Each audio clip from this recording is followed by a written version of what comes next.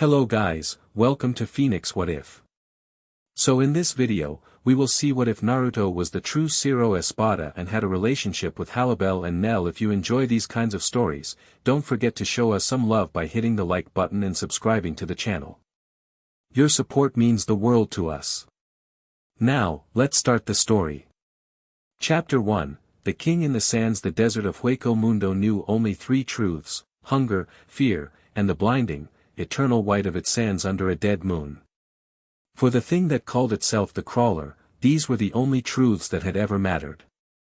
It was a creature of base instinct, a low-level hollow whose existence was a miserable cycle of scurrying from predators and scavenging the spiritual dregs of those who fell. Its mask was a simple, cracked plate of bone, its body a wretched centipede-like form that scraped across the quartz dunes, each movement a grating symphony of desperation. Hunger was a constant, gnawing void in its core. Fear was the scent on the wind, the tremor in the sand that promised an end. Tonight, fear was winning. A shadow fell over it, long and jagged in the moonlight. The Crawler froze, its 100 spindly legs ceasing their frantic scrabble.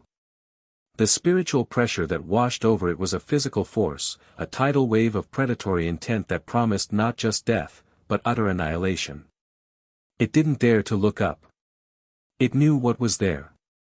An Ajuchas, one of the forest dwellers that sometimes roamed the open sands in search of easy prey. Its form was a hulking mockery of a praying mantis, all sharp angles and bladed limbs, its mask a grotesque collage of devoured faces. The Crawler felt its own meager spiritual energy flicker like a guttering candle. This was it. The end of the cycle. A low growl, like grinding stones, rumbled from the Ajuchas. It raised a scythe-like arm, the bone glinting with malicious power. The Crawler squeezed its multiple eyes shut, awaiting the final, cleaving blow. It never came. Instead, a new sensation washed over the dunes. It wasn't pressure. Pressure was a tool, something wielded. This was presence. It was the atmospheric weight of an ocean appearing in the middle of a desert. The air grew thick, heavy, not with malice, but with an absolute, undeniable authority. The hunger, the fear, the very wind itself, it all seemed to pause, holding its breath in deference. The Ajuchas, which had seemed like a god of destruction only a moment ago, was now frozen, its arm held high. It began to tremble, a low, keening whine replacing its confident growl. The predator had become the prey. The Crawler dared to open one of its many eyes. Standing a dozen yards away, between it and the Ajuchas, was a figure. He seemed to have materialized from the moonlight itself. He was tall, dressed in a simple, immaculate white hakama and a black sash, his only adornment a stark, unadorned zanpakuto at his hip. His hair was the color of sun-bleached sand, a wild shock of gold that defied the pallid world around it. His face was sharp, handsome, but marked by three thin, whisker-like lines on each cheek. They didn't look like scars, they looked like cracks in reality, revealing something ancient and powerful beneath the skin. But it was his eyes that held the world captive. They were a startling, impossible blue. The blue of a summer sky, of a deep ocean, colors that had no right to exist in this monochrome wasteland. They were fixed on the Ajuchas, and they held no anger, no hatred. Only a profound, bottomless disappointment. The figure didn't move. He didn't raise a hand. He just spoke, and his voice was calm, measured, yet it carried across the sand with the force of a tectonic shift. You are far from the forests, beast. You know the law. The open sands are a place of passage, not a hunting ground. The Ajuchas let out a choked shriek, a sound of pure terror. It tried to lower its arm, to back away, but it was pinned by that crushing presence. Its own spiritual energy was being smothered, snuffed out by the sheer proximity to this being. The golden-haired man sighed, a soft sound of regret. You had a choice. You could have evolved. You could have joined us. But you chose to remain a monster. He lifted a single hand, his fingers held in a loose, casual gesture. A pity. He spoke one more word, soft as a whisper, yet it was the only thing that mattered in the entire world. Disperse. There was no flash of light, no grand explosion. The Ajucha simply ceased to be. Its form wavered, like a heat haze on the horizon. Its terrified shriek dissolved into a faint hiss.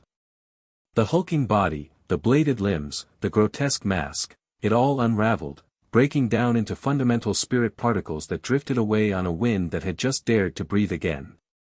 In seconds, there was nothing left but empty sand and a silence that was more profound than the noise that had preceded it.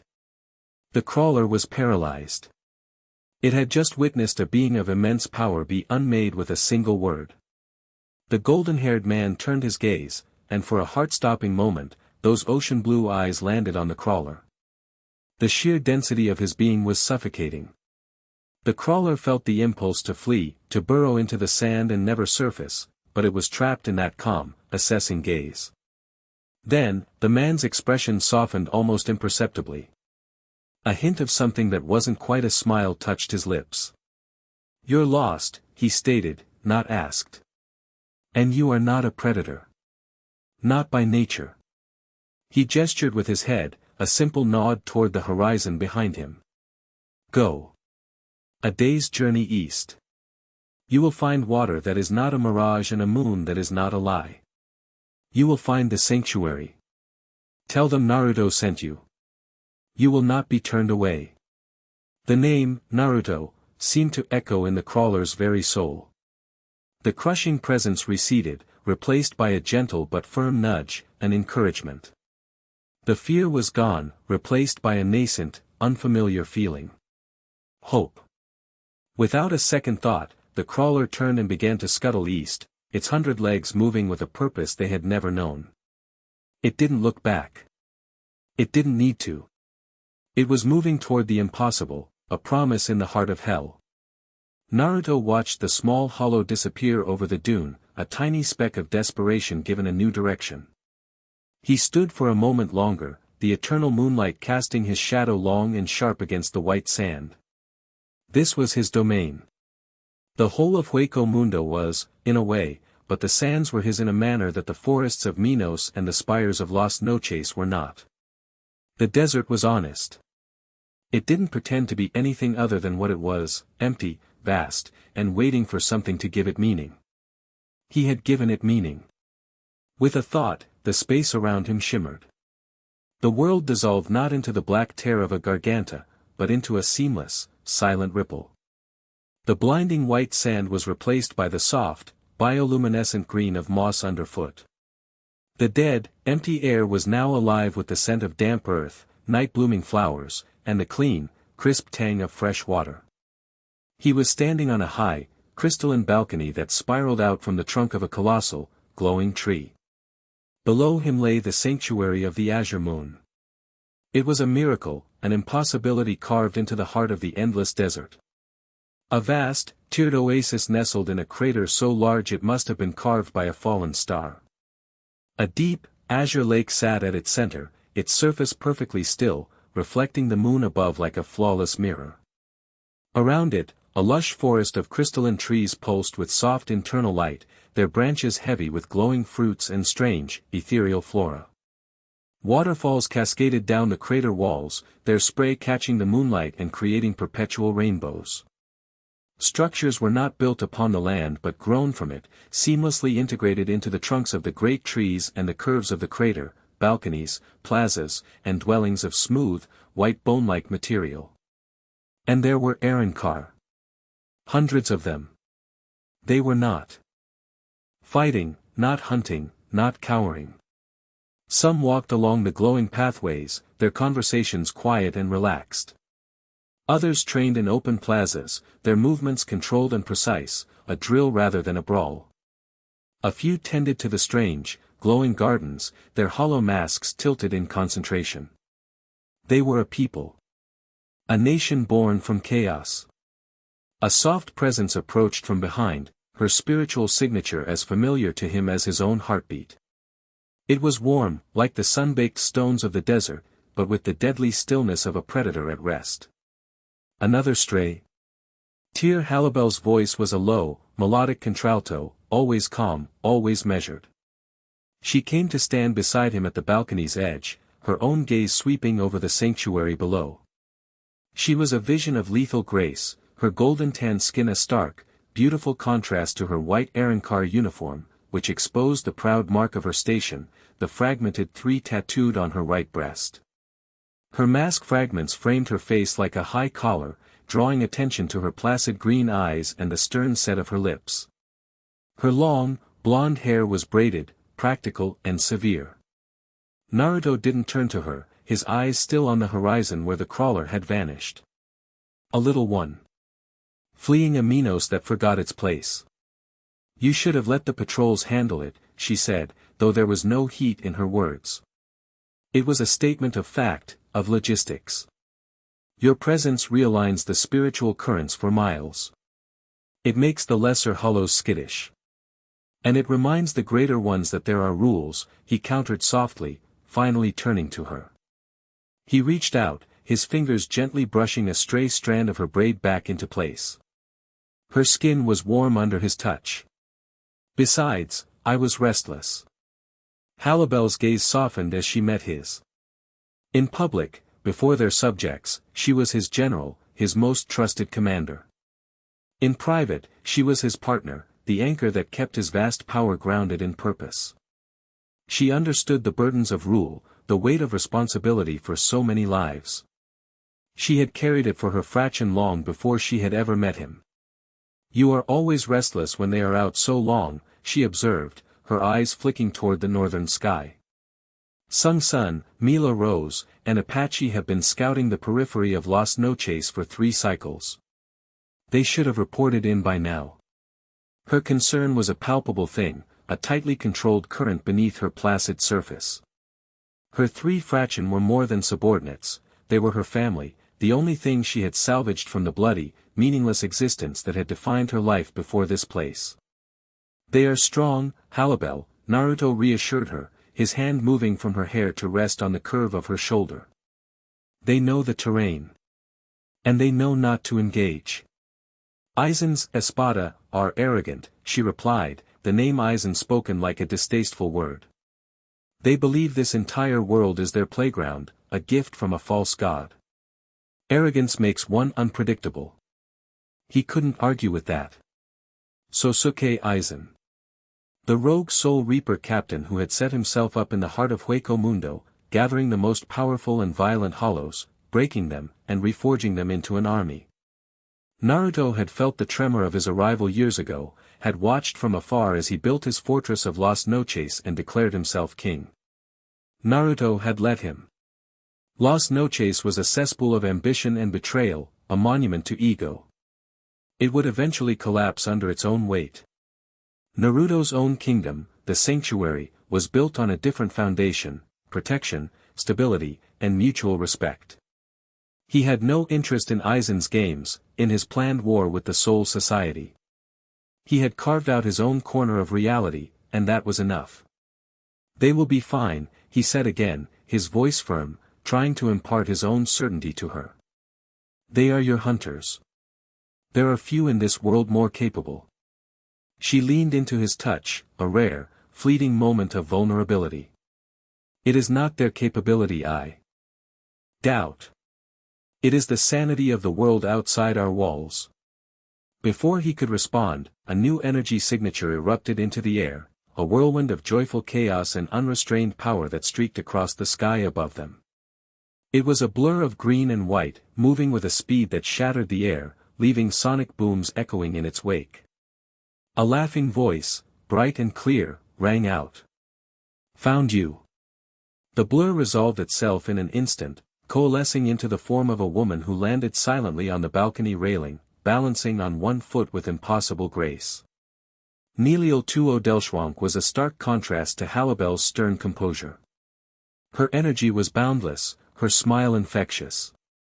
Long, vibrant green hair flowed down her back, and a jagged, cartoonish skull mask fragment sat atop her head like a bizarre crown. Large, hazel eyes sparkled with mirth, and the 3 tattooed on her back was a declaration of a power she rarely felt the need to prove. You're getting slow, Naru, she teased, her grin widening. I circled the entire crater 3 times before I pinpointed you. Were you two being boring and talking politics again? Halibel shot her a mildly exasperated look. We were discussing the security of our home, Neliel. Something you might consider taking more seriously. I take it very seriously. Nell protested, hopping down from the railing. She strode over to Naruto and slung an arm around his neck, leaning against him with familiar affection. My seriousness just looks more like fun. If any bad guys show up, I'll just run circles around them until they get dizzy and fall over. See? Security. Naruto chuckled, the sound a low rumble in his chest. He wrapped his arm around Nell's waist, completing the trio. This was his balance. Halibel, the unyielding shield, the pragmatic mind. Neliel, the unrestrained heart, the joyful spirit. And he, the center that held them together. Their relationship wasn't a secret, but it was a private truth, understood by all in the sanctuary but never spoken of. They were more than rulers. They were a foundation. She has a point, Naruto said, his eyes twinkling at Halibel. Dizziness is a valid tactical disadvantage. Halibel sighed, but the corner of her mouth twitched upwards. It was impossible to remain stern in the face of Neliel's relentless cheer. You encourage her. Of course I do, he said. Who else would keep us from becoming boring and talking politics all the time? Nell beamed, then her expression turned sly. Speaking of not being boring, last one to the southern falls is a rotten Minos. Before the words were even fully out of her mouth, she dissolved into a flicker of green light, a streak of sonido so fast it left a vacuum in its wake. The air cracked like a whip. Naruto laughed, a genuine, free sound. He looked at Halibel. Well. I believe that's a challenge. Halibel's expression was one of fond resignation. I am a ruler of this kingdom, not a child playing tag. You're both, he said, and his smile was a gentle command. Go on. I'll give you a head start. A flicker of her old, wild self sparked in her green eyes. The predator that had once roamed the sands alone. With a barely perceptible nod, her form blurred, vanishing in a shimmer of gold-tinged Ryatsu, her own sonido a silent, flawless departure that was no less swift than Neliel's. Naruto stood alone on the balcony for a moment, a rare, quiet smile on his face. He could feel their spiritual signature streaking across his domain, 2 brilliant comets of power engaged in a pointless, wonderful race. This was what he had fought to build. Not just a shelter, but a home. A place where beings like Halibel and Neliel could be who they were, warriors, leaders, and sometimes, yes, children playing tag under a perpetual moon. He closed his eyes, extending his senses. He could feel every one of his subjects in the sanctuary, a tapestry of spiritual signatures, each one a life he was responsible for. He could feel the vast, empty desert beyond their walls, the hunger and the fear. And he could feel, far to the north, the festering blight of Las Noches, a discordant symphony of ambition, madness, and stolen power. He felt the faint, familiar signatures of Halibel's fraction, still distant, but there. Content, he prepared to join the race. A little fun was exactly what he needed. But then, a new sensation pricked at the edge of his awareness. A discordant note in the grand symphony of his world. It was a garganta. But it was wrong. A proper garganta was a tear, a controlled rip in the fabric of space. This was a hemorrhage. It was ragged, unstable, and bleeding chaotic energy into the air. It was a wound torn open by sheer, desperate will. And it was close. The playful smile vanished from Naruto's face, replaced by a mask of cold, absolute authority.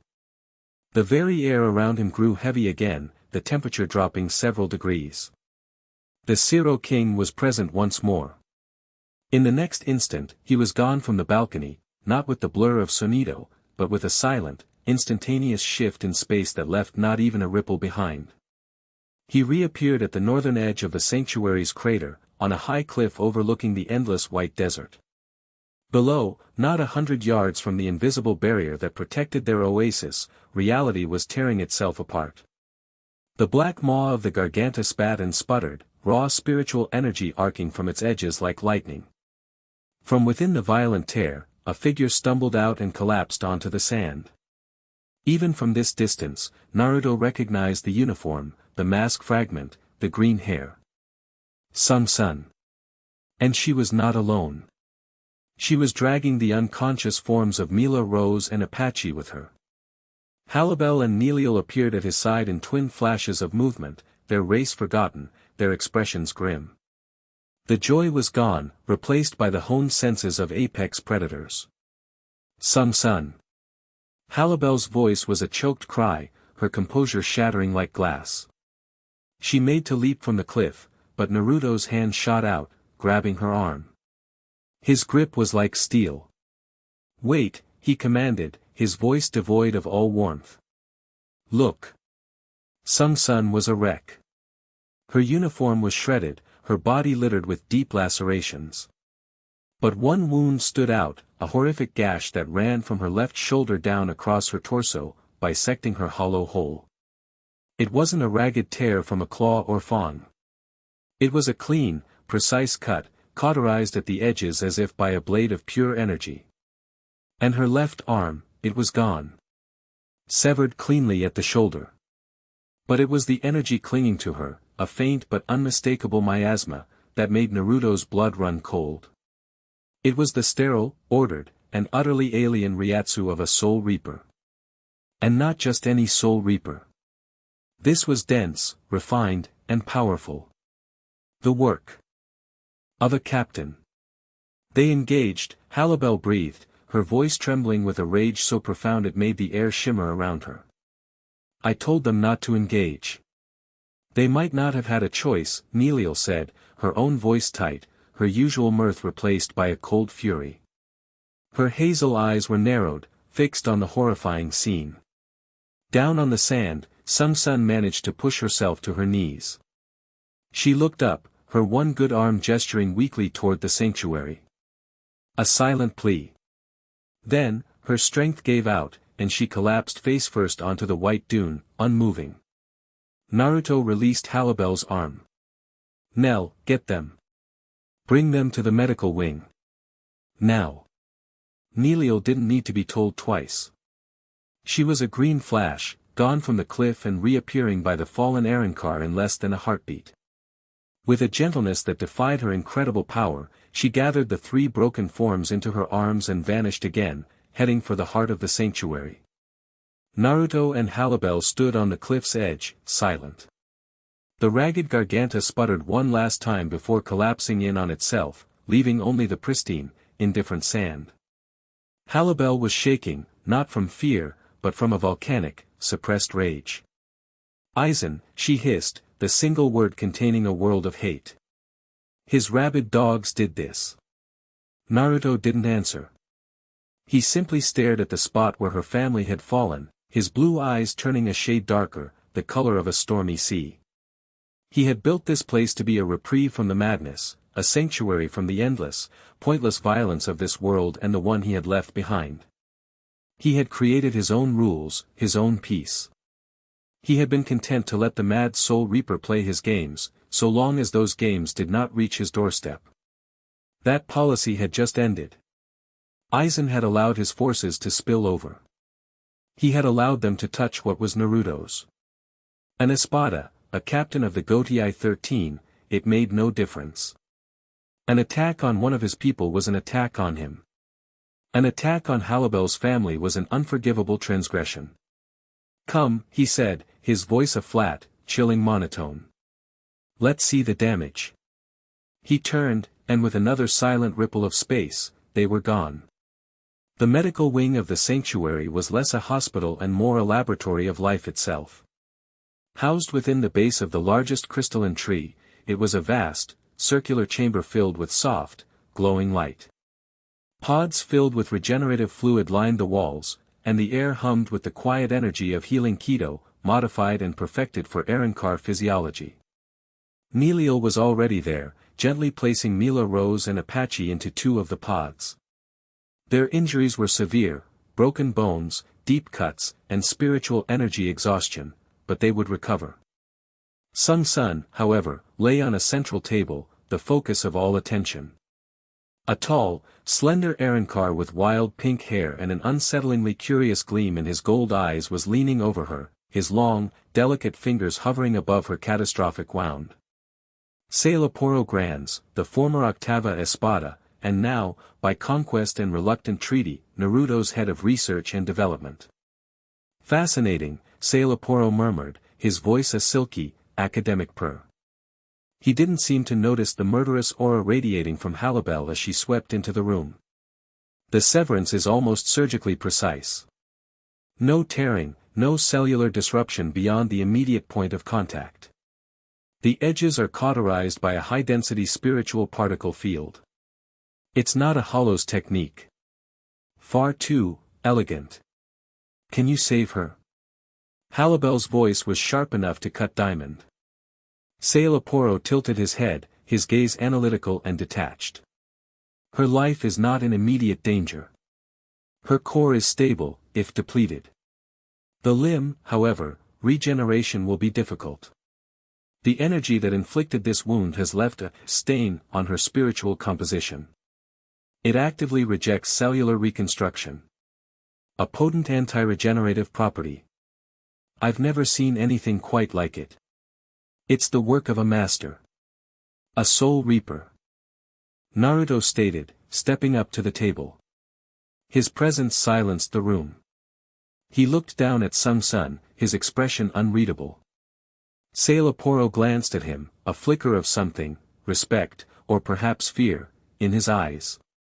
A captain-class soul reaper, to be precise, he confirmed, tapping a long finger against his own chin. The Ryatsu signature is faint, but it has the unmistakable signature of the Godai 13's elite. Arrogant, overbearing, and disgustingly ordered. I'd recognize it anywhere. Halibel clenched her fists, her knuckles turning white. Who? Impossible to say for certain without a larger sample, Cero said with a dismissive wave. But this level of swordsmanship and Kido proficiency. It limits the candidates. Zaraki Kenpachi is too much of a brute for a cut this clean. Byakuya Kuchiki, perhaps. Or maybe even Aizen's pet, Jin Ikamaru. His Shirkai is known for its speed and precision. The name dropped into the silence of the room like a stone. Aizen's war with the Soul Society had truly begun. The conflict he had long ignored was no longer a distant storm. It was here, and it had drawn first blood. Neliel came to stand with them, her face pale, her usual cheerfulness completely absent. They were just scouting, Naru. They wouldn't have attacked a captain. They were ambushed. It doesn't matter, Halibel snarled, her green eyes burning. They were attacked. They were maimed. In our territory. This cannot stand. This is a declaration of war. She turned her fiery gaze on Naruto, her expression a mixture of grief, rage, and pleading. You said we would have peace here. You promised a place free from this madness. If we allow this to go unanswered, that promise is a lie. Our laws become suggestions. Our sanctuary becomes just another target. Neliel looked at him, her own expression fraught with worry. But to retaliate is to do exactly what she says. It's to declare war. Not just on Aizen, but potentially on the entire Soul Society.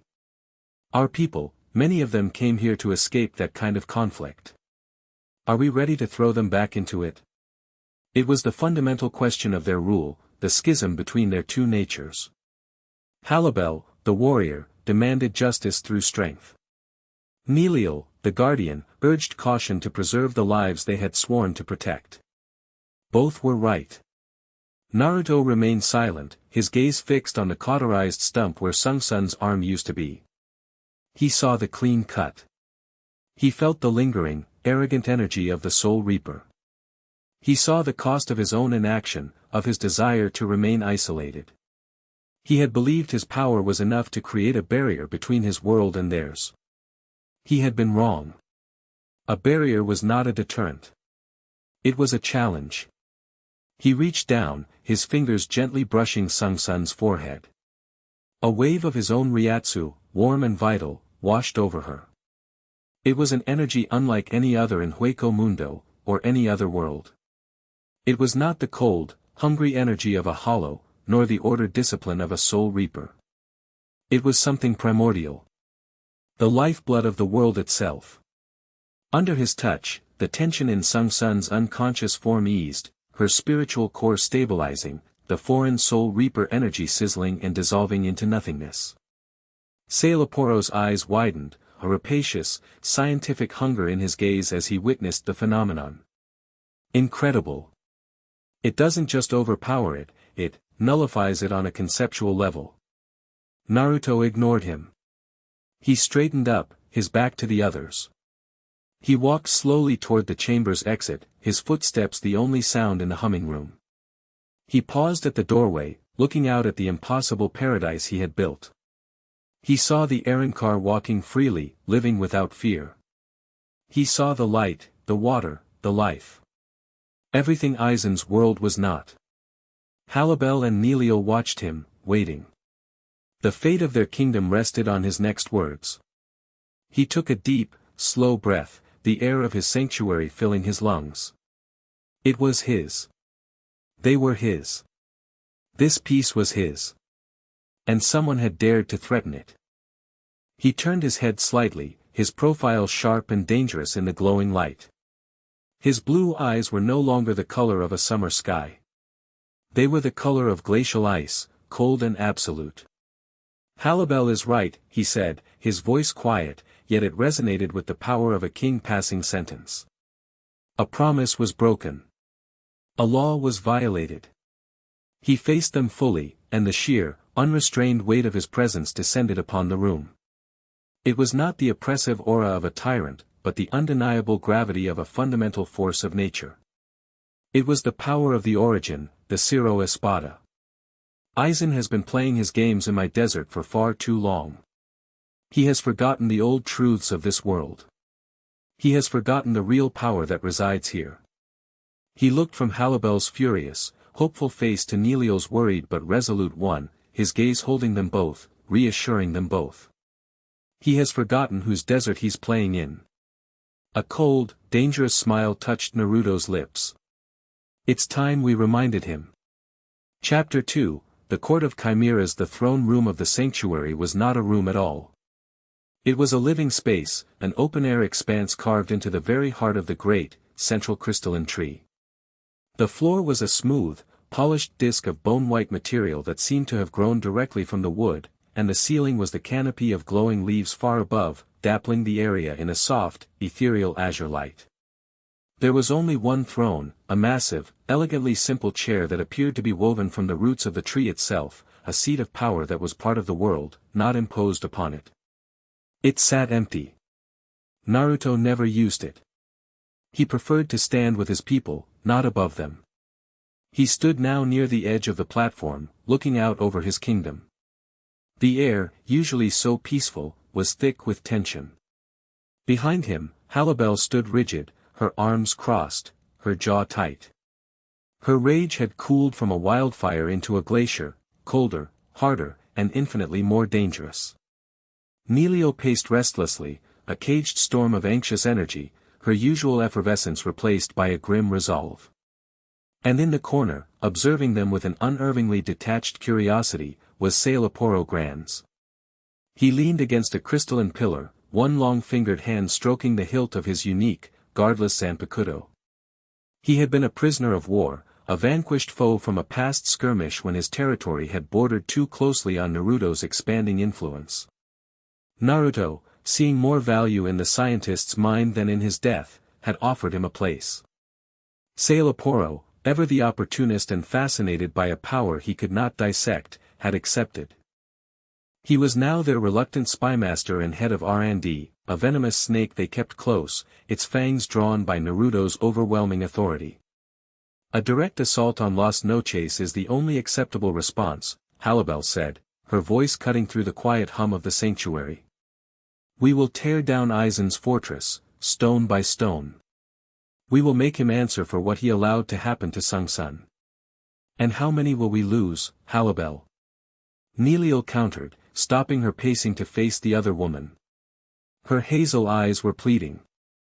Aizen has his 10 Espada, their fraction, and an army of lesser Arankar. They are fortified in the largest structure in this world. A frontal assault isn't justice, it's a massacre. Our people will be the ones to pay the price for our anger. They are warriors. They came here knowing strength is the only law. They came here to find a life beyond that law, not to die for it. Enough, Naruto's voice was quiet, but it cut through their argument like a surgeon's blade.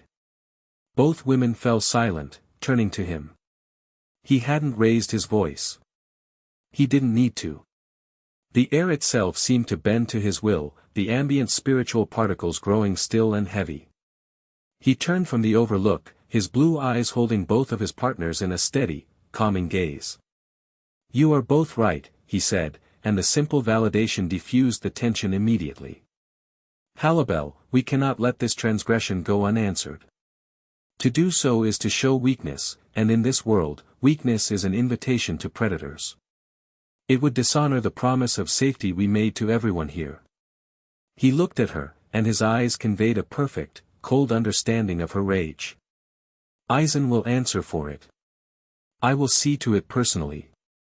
He then turned his gaze to Neliel, his expression softening. But you are also right, Nell. My first duty is to the people of this sanctuary. I will not throw their lives away in a fit of vengeful pride. A king who sacrifices his soldiers needlessly is no king at all, he is a tyrant who trades blood for ego. He walked towards the center of the platform. Aizen believes he is playing a grand game of chess with the Soul Society. He sees us as, at best, a rogue piece, a minor distraction. We will not play his game. We will start our own. Sailaporo pushed himself off the pillar, a slow, predatory smile gracing his lips. Ah, he purred. So the beast finally shows its intellect. I was wondering if it was all just primal force. A direct assault would indeed be, aesthetically unpleasing. A failure of imagination. Naruto ignored the scientist's condescending tone.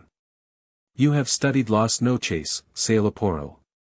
You know its structure, its hierarchy. Give me a target. The pink-haired Arankar's smile widened. He savored the moment, the feeling of being essential. Aizen is the head of the snake, but his espada are the fangs. A snake with no fangs can be easily caged. However, they are not all of equal value. To attack Ulquiorra or the Primera is to strike at the heart of Aizen's power, which would provoke an immediate, total retaliation. Ill-advised. To attack the lower numbers would be a message, but a weak one. Sailaporo raised a hand, and a faint, purple-tinged Ryatsu flowed from his fingertips, coalescing in the air.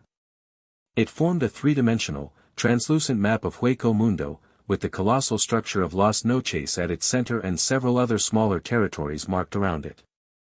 Aizen's control is absolute only within Las Noches itself. The domains of the individual Espada are their own fiefdoms.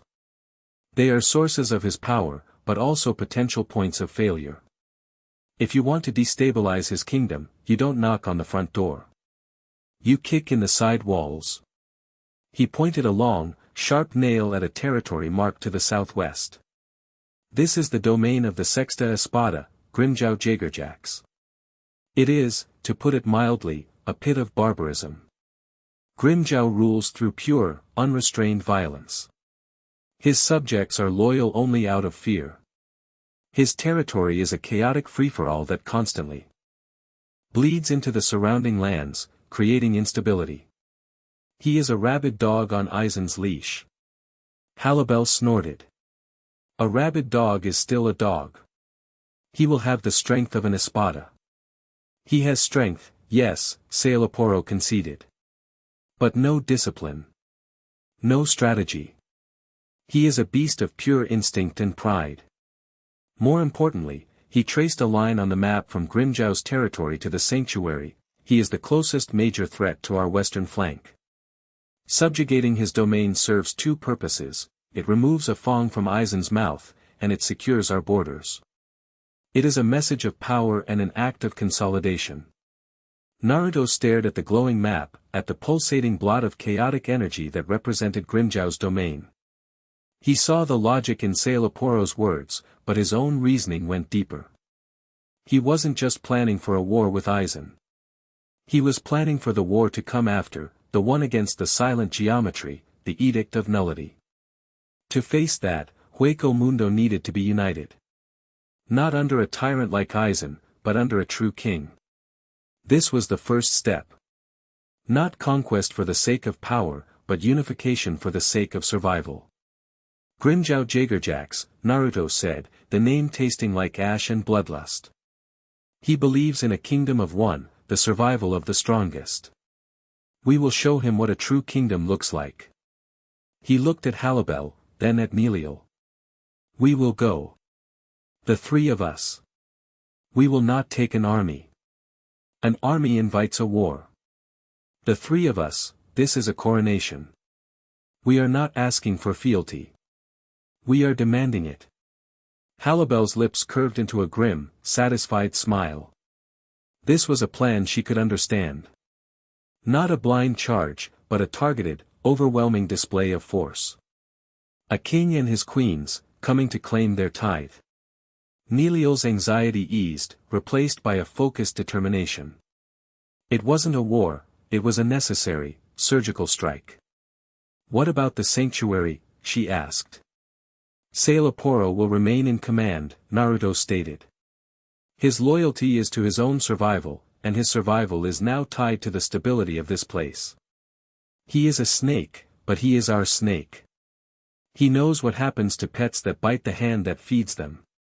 Sailaporo gave a slight, theatrical bow, the threat sliding off him like water. Your confidence is noted, and appreciated. I shall endeavor to keep your little paradise from wilting in your absence. Naruto's blue eyes narrowed on him for a fraction of a second, a silent reminder of the power that held his leash. Sailaporo's smile tightened. Message received. Good, Naruto said, turning back to the overlook. The decision was made. The die was cast. We leave now. Let us see what this King of Beasts has to say when faced with an origin. The journey to Grimjow's domain was a stark and brutal reminder of everything they had built the sanctuary to escape. The moment they stepped beyond the invisible barrier of their oasis, the world changed. The air grew thin and sharp, smelling of ozone and old, spilled spiritual blood. The soft, glowing moss was replaced by an endless expanse of white sand that grated under their feet, each grain a tiny, sharp-edged piece of a dead world. They moved at a steady, ground-eating pace, not using sonido, which would have been a blind rush, but loping across the dunes with the effortless grace of true predators. This was a tour of their future kingdom, and Naruto wanted to see it, to feel it. The desert was not empty. They passed colossal, bleached skeletons of forgotten beasts, half buried in the sand like fallen gods. They saw lesser hollows, wretched and skittering things, fighting over the spiritual residue of a fresh kill, tearing at each other in a frenzy of hunger. They were the bottom of a food chain that had no top, only an endless cycle of consumption. It's such a waste, Neliel murmured, her voice carrying on the dry wind. She watched as one hollow devoured another, only to be ambushed itself by a larger, winged creature that swooped down from the dead sky. They could be more. They could be Arankar. They could be people. 4. Most, this is all they have ever known, Halibel responded, her gaze hard and unsentimental. Hunt or be hunted. It is the law of Hueco Mundo. We were lucky to find another way. They are not. She had lived this life for centuries, and while she no longer reveled in it, she had not forgotten the harsh lessons it had taught her. Pity was a luxury the weak could not afford. It's not a law, Naruto said, his voice drawing both their gazes. He hadn't stopped walking, his eyes fixed on the horizon. It's a system. A broken one. It's a cycle of desperation born from a flawed design. They devour each other not for power, but to escape the emptiness inside them. They think that by consuming others, they can fill the void. But it only ever grows. He paused, turning to them. We don't just offer them a sanctuary from predators, Nell. We offer them a way to break the cycle. We offer them a purpose beyond hunger. That's what Grimjow and Eisen will never understand. A kingdom built on fear will always be devoured by something stronger. A kingdom built on purpose can withstand anything. As they continued, the landscape began to change.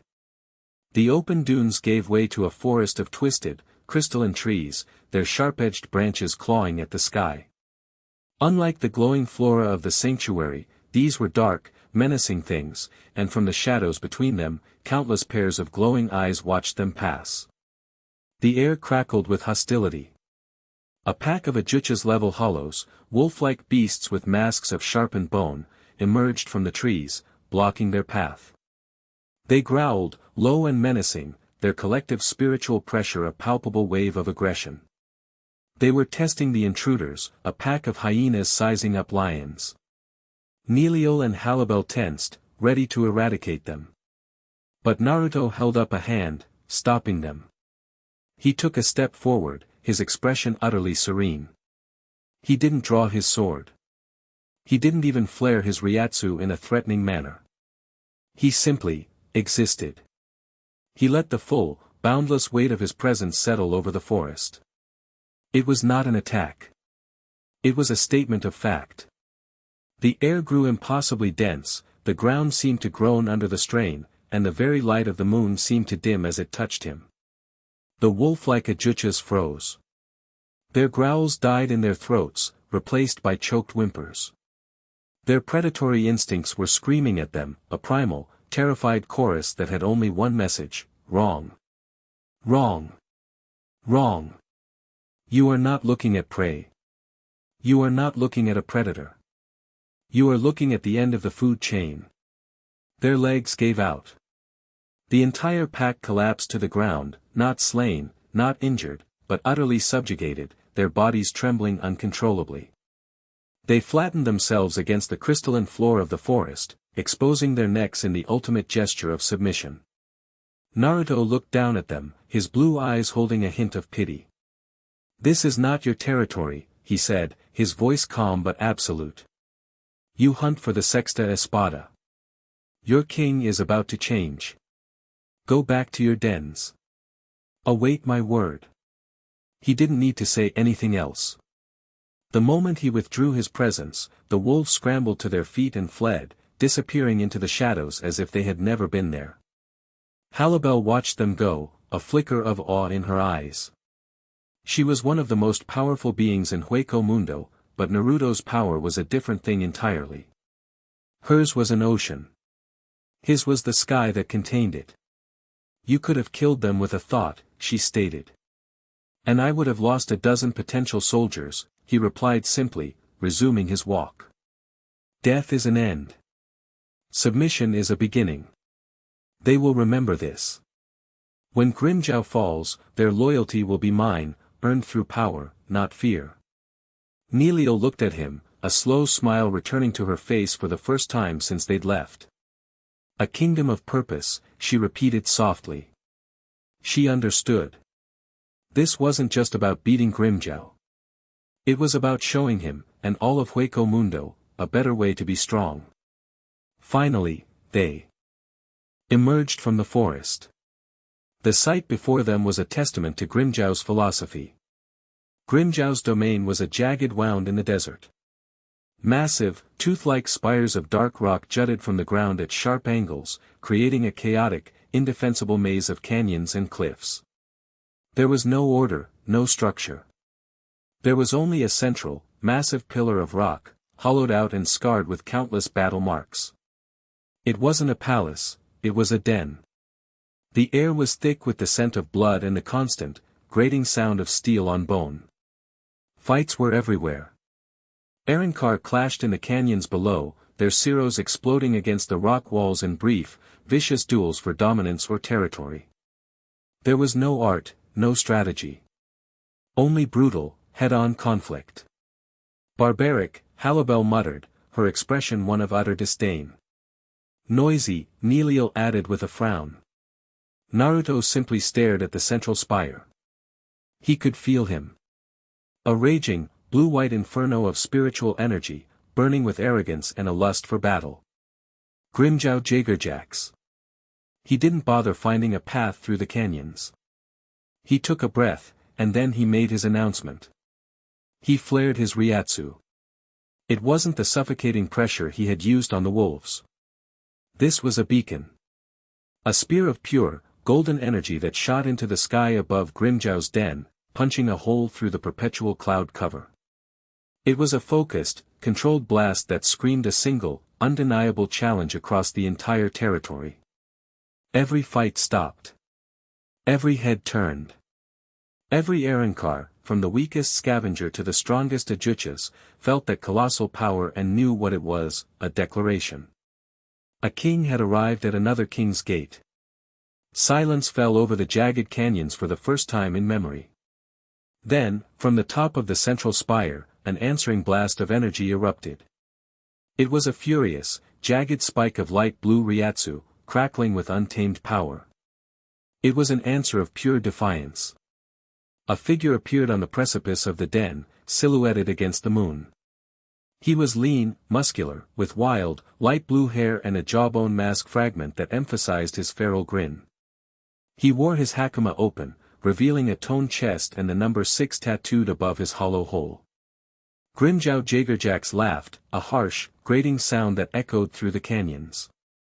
Well, well, well, his voice boomed, dripping with contemptuous amusement. Look what the desert dragged in. I've heard stories about you. The ghost king of the southern sands. The coward who hides in his little garden. He leaped from the spire, landing with a ground-shaking impact 100 yards from Naruto, Halibel, and Neliel. A cloud of sand and grit exploded outwards. He was flanked in an instant by his 5 Frachen, Shalong, Edrad, Yilfort, Nakim, and D. Roy, all of them tense and ready for battle, their eyes wide with a mixture of aggression and awe at the power they were facing. Grimjow ignored them, his electric blue eyes locked on Naruto. So, the myth has legs. What do you want? Did you get lost on your way to your flower patch? Or have you finally grown a spine and come looking for a real fight? Naruto met his savage grin with a calm, unreadable expression. I've come for your crown, Grimjow. The words were spoken so simply, with such absolute certainty, that they hung in the air, more shocking than any threat. Grimjow's grin widened into a snarl. My crown. The only way you get my crown is by prying it off my corpse. The only king in Hueco Mundo is the one who stands on a mountain of the dead. Aizen-sama knows that. I know that. What makes you think you're any different? Because my kingdom is not a graveyard, Naruto replied, his voice still level, yet it carried an immense weight. I'm offering you a choice. You and your followers can bend the knee. You can become a pillar in a new world, a world that is preparing for a war you can't even imagine. Your strength can have purpose. Or. He let the word hang in the air, his gaze hardening. You can be the first stone I grind to dust on my way to Las Noches. The choice is yours. For a moment, Grimjow was actually speechless. The sheer, unadulterated arrogance of the statement was breathtaking. He stared at Naruto, then at the 2 powerful women flanking him, and then he threw his head back and roared with laughter. You offer me a choice. I am Grimjow Jagerjax. I am the king, he bellowed, his Ryatsu flaring violently. I'll kill you all.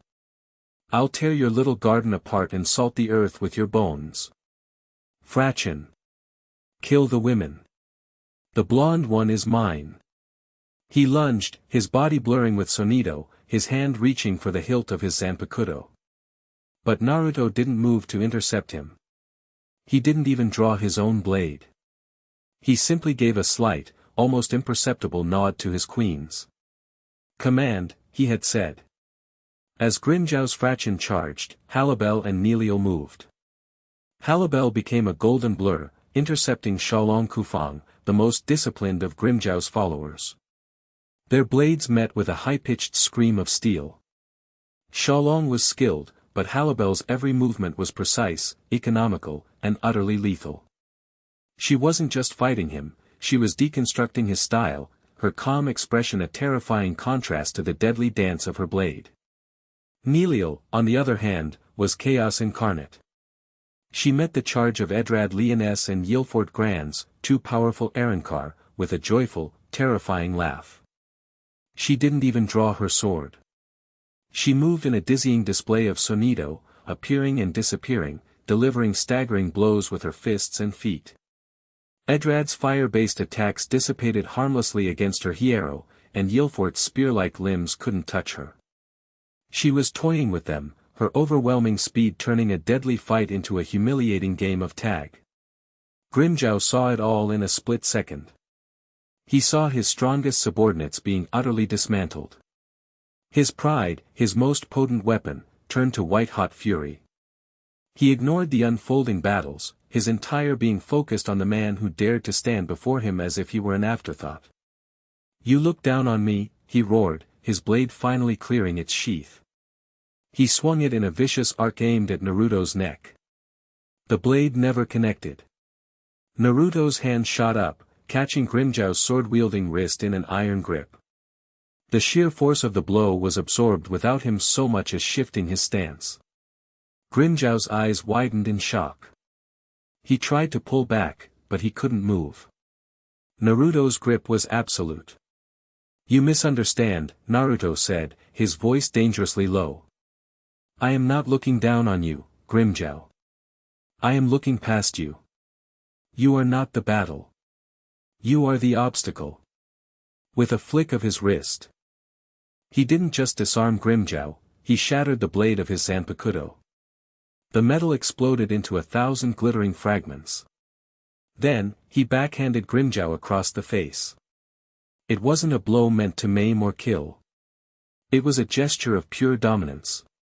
The impact sent the Sexta Espada flying, tumbling end over end through the air for 50 yards before he crashed into the base of one of the rock spires, the stone cracking around him.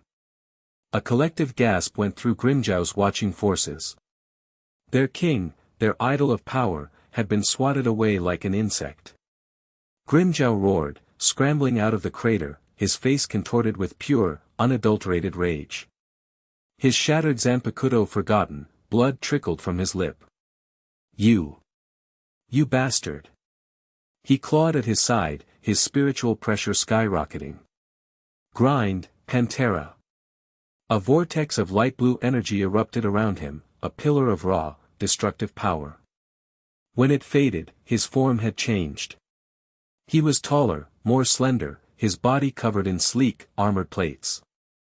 His hands were now black claws, his feet feline paws, and his hair had become a long, flowing mane.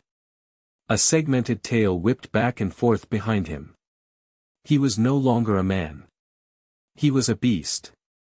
Pantera. He let out a deafening roar that shook the very foundations of the canyons and launched himself at Naruto, moving at a speed that was almost impossible to track. He was a blue blur, his claws aimed at Naruto's heart. This time, Naruto met the charge. But not with a weapon. As Grimjow closed the distance, Naruto moved with a fluid, liquid grace that seemed to defy physics. He sidestepped the savage lunge, his hand clamping down on the back of Grimjow's neck. He used the beast's own momentum, pivoting and slamming him face-first into the ground. Boom! The desert floor exploded, a crater 10 meters wide forming around the point of impact. "Your strength is a tantrum," Naruto said calmly, his hand still pressing the struggling Espada into the sand. He began to apply pressure, not just physically, but with his Ryatsu. It was a crushing, suffocating weight that sought to break Grimjow's will, not just his body. Grimjow struggled, his claws tearing uselessly at the sand, his muscles straining against an immovable force. I'll kill you." He choked out. From across the battlefield, there were two final, percussive impacts. Halibel stood over the defeated Shalong, her blade at his throat. Neliel had both Edrad and Yilfort unconscious at her feet, a disappointed look on her face. The battle of the Fraction had lasted less than a minute. "It is pointless, Grimjow," Halibel's voice called out, cold and final. "Your pack is broken." The humiliation was too much. With a final, desperate scream of rage, Grimjow forced himself up, pushing against Naruto's power. He created a sliver of space, just enough. He threw his head back, his mouth gaping as he gathered all of his remaining energy. "Don't mock me," he shrieked, and from his claws, 10 massive, blade-like structures of brilliant blue light erupted, each one crackling with destructive power. Descaron. His ultimate technique. The 10 claws of light shot forward, a wave of annihilation designed to tear its target to shreds. Naruto watched them come, his expression unchanged. He didn't dodge. He didn't block. He didn't even seem to brace himself. He met the attack. He raised his hands, and for the first time, a hint of his own true power bled through. A swirling, chaotic vortex of golden-orange energy, dense and volatile, coated his hands and arms. It looked like fire, but it felt like gravity. It was the color of a furious sunset, and within it, the faintest outline of a monstrous, 9-tailed fox could be seen, a phantom of primordial rage. The 10 claws of Descaron slammed into his outstretched palms. There was no explosion. No cataclysmic impact. There was only the grating, screeching sound of a god's weapon being unmade. Naruto's hands closed around the claws of light. The golden-orange energy swirled, contracted, and with a sound like grinding. Galaxies, Descaron, Grimjow's ultimate expression of power and rage, was crushed into nothingness. The light shattered, dissolving into harmless particles that drifted away on the wind. Silence. Absolute, profound, terrified silence. Grimjow stared, his released form flickering, his mind unable to process what he had just seen. His ultimate attack was caught. And crushed. With bare hands.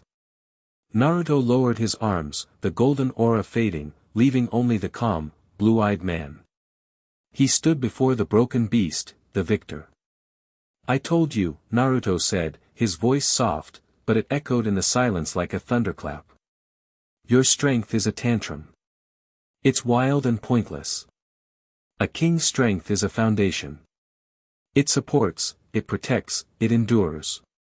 He took a step forward, and Grimjow, for the first time in his life, stumbled back.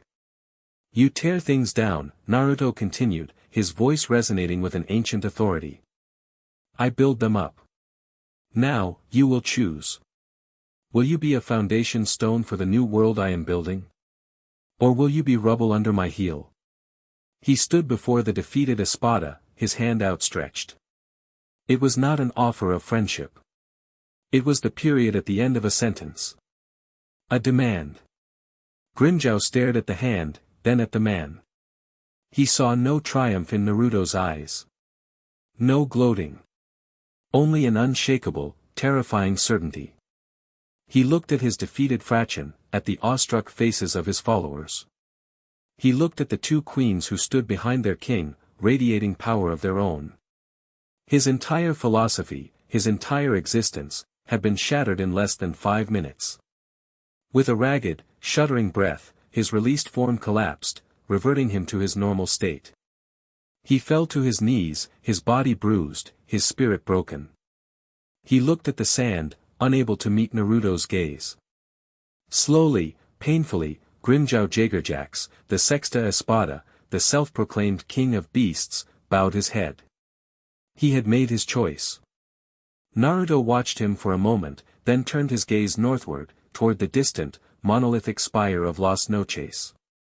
He didn't need to see it to know they were watching. He gathered his own Ryatsu, the boundless golden energy of his core.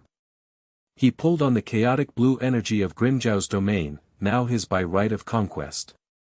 He wove them together, not into a weapon, but into a declaration. With a silent command, a colossal pillar of swirling gold and blue light erupted from his position, soaring miles into the sky. It tore through the perpetual clouds, a beacon of impossible power visible across the entire breadth of Hueco Mundo's desert. It was not an attack. It was a sigil, burning in the sky. It was an announcement. Far away, in the sterile white throne room of Las Noches, Sosuke Aizen sat upon his throne, a placid smile on his face. Beside him, Jin Ikamaru's slitted eyes widened slightly. My, Jin drawled, his voice a sly whisper. Looks like Grimjow's puttin' on a little light show. Did he finally find a fight that's lastin' more than a minute? Aizen didn't answer. He stared at the distant pillar of light, a phenomenon that dwarfed any Cero he had ever witnessed. He recognized the blue, chaotic energy of his Sexta Espada. But it was being consumed, overwhelmed by the other signature. A power he had only ever read about in the most forbidden, ancient texts of Soul Society, legends of a primordial hollow, a natural king. A myth he had dismissed as fantasy. His smile remained, but for the first time since his ascension, it did not quite reach his eyes. A flicker of genuine, calculating interest sparked in their brown depths. The game, he realized, had a new player. And this one wasn't playing by his rules. Chapter 3, The Silent Geometry. The conquest of Grimjow's territory was less an occupation and more a radical paradigm shift. Naruto's first act as its new ruler was not to punish the defeated or to revel in his victory. It was to impose order. He stood on the highest point of the central spire, the former den of the Sexta Espada, with Halibel and Neliel at his sides. Below, the Arankar of Grimjow's domain were gathered, a motley, savage assembly of warriors who had, until an hour ago, known no law but their own strength. Now they stood in a nervous, grudging silence, their eyes fixed on the man who had effortlessly dismantled their king. Grimjow himself was on one knee at the foot of the spire, his head bowed, a living symbol of the new hierarchy. His fraction stood behind him, tense and defeated. Naruto's voice, unamplified yet carrying to every corner of the jagged canyons, laid down the new laws. There is no more fighting for territory. The land is not yours to claim, it is mine to grant. There is no more killing for sport. Your strength will be honed in disciplined training, not wasted in savage brawls. Your power will have a purpose beyond your own pride. He pointed a finger toward the east. You will send emissaries to the sanctuary of the Azure Moon. You will learn our ways. You will become part of a nation, not a pack of scavenging beasts. You are the first wall of a new kingdom. Act like it. A low murmur rippled through the crowd. It was a philosophy so alien to them that it was almost incomprehensible. Purpose. Discipline. A nation. These were abstract concepts in a world built on the brutal simplicity of consumption. And if we refuse, a voice shouted from the crowd. It was a tall, bull-headed Ajuchas, his courage fueled by a lifetime of defiance. Naruto's gaze fell upon him, and the air grew cold. Then you will be designated as what you are, a mindless beast. And mindless beasts are a threat to the stability of my kingdom. They will be culled. His words were not a threat. They were a statement of ecological fact. The bull-headed hollow flinched as if struck, lowering his head and falling silent. The message was clear. There was no room for dissent in this new world. There was only integration or eradication.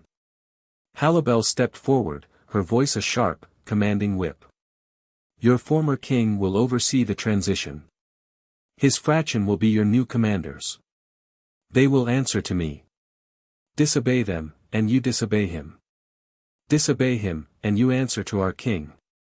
She let her gaze sweep over them, a predator assessing new livestock. There will be order. The efficiency was breathtaking. Naruto had not just defeated a rival, he had absorbed his power, repurposed his command structure, and was now actively reprogramming the culture of an entire territory. It was nation-building at lightning speed, enforced by an unassailable power. As Halibel laid out the new chain of command, Naruto turned his gaze to the sky. The colossal beacon of his Ryatsu had faded, but something else was taking its place. It was faint at first, a subtle wrongness in the perpetual twilight of Hueco Mundo's sky. Nilil noticed it too. Her head tilted, her brow furrowing. "Naru, do you feel that?" It wasn't a Ryatsu. It wasn't a presence. It was an absence. A creeping, spreading numbness that was beginning to bleed into the world. It felt like a patch of silence in the middle of a symphony, a blank spot on a canvas. The ambient spiritual particles in the air, the very stuff of their existence, were thinning, growing sluggish and inert. Then, they saw it. High above, against the pale curve of the dead moon, a pattern was forming. It wasn't a cloud. It was a shape, a perfect, impossible geometric form, a dodecahedron of pure, shimmering silver light. It rotated slowly, its facets catching the moonlight in a way that felt unnatural, sterile. Around it, the fabric of the sky seemed to ripple, as if space itself was being warped around this alien object. A profound, unnatural silence began to descend. The grating wind died. The distant howls of hollows ceased. Even the nervous murmuring of the crowd below faded away. It was as if the world was holding its breath, or having its breath stolen. "What is that?" Halibel asked, her speech to the Arrancar cut short as she, too, looked up. Her hand instinctively went to the hilt of her zanpakuto. Every predatory instinct she possessed was screaming that this was not a hollow, not a soul reaper, not anything she had ever encountered. "I don't know," Naruto said, his voice grim. But it was a lie. He knew. He had felt a whisper of this before, in the deepest, most primal parts of his being. This was the order he had fled from another world, another lifetime ago. An order that despised paradoxes. And he was the greatest paradox of all. The silver dodecahedron pulsed once, a soft, silent beat of light. Then, from its lower facet, a single point of light descended. It did not fall, it simply moved downwards, its trajectory a perfect, straight line that defied gravity. It was not a creature, not a being of flesh and bone. It was a construct, an entity of pure, consolidated law. It landed silently in the center of the clearing before the spire, not 50 yards from where Naruto, Halibel, and Nilil stood. The assembled Arrancar scrambled back, a wave of instinctual fear parting around the newcomer. The being was humanoid, but only in the loosest sense. It was tall and unervingly slender, its body composed of a smooth, seamless white material that seemed to absorb light. It had no face, only a smooth, blank expanse where features should have been. It wore no clothes, yet it was not naked. It was simply, complete. Its form was an exercise in perfect, minimalist design. In its chest, where a hollow hole or a heart might be, was a single, slowly rotating golden ring, humming with a silent, contained power. This was not a warrior. It was a piece of divine machinery. An arbiter. It did not look at the Arrancar. It did not look at Halibel or Nilil. Its blank face was turned directly toward Naruto. It did not radiate spiritual pressure. It radiated nullity. Its very presence was an anti-Ryatsu field, a dead zone that leached energy and meaning from its surroundings. Then, it spoke. But its mouth did not move. The words were not sound. They were pure, sterile concepts, projected directly into the minds of every being in the canyon. The voice was neither male nor female. It was a voice of absolute, unimpeachable certainty. Anomaly detected. Designation, paradox entity, origin class. Realm, Hueco Mundo. Status, unstable. Uncategorized, Naruto felt a chill that had nothing to do with the temperature. This being wasn't seeing a man, an Arrancar, or a king. It was seeing a dataset, an error in the cosmic code. Halibel and Nilil moved to flank Naruto, their blades partially drawn, their own immense spiritual pressures pushing back against the encroaching nullity. The sensation was bizarre, like trying to punch water. Their energy didn't clash with the Arbiter's, it just seemed to stop, its momentum absorbed by the silent field around the being. "What are you?" Halibel demanded, her voice a low growl. The Arbiter's blank face turned to her for a fraction of a second. Designation, Arankar, Vastolord class. Espada level. Function, ancillary to paradox. Status, contaminated. It then turned to Neliel. Designation, Arankar, Vastolord class. Espada level. Function, ancillary to paradox. Status, contaminated. The word contaminated was delivered with the same emotional weight as uncategorized, none. It was a simple, factual observation. Neliel's eyes widened. Contaminated? What are you talking about? The Arbiter returned its gaze to Naruto. The great static must be maintained. The realms, human, soul society, Hueco Mundo, are discrete systems.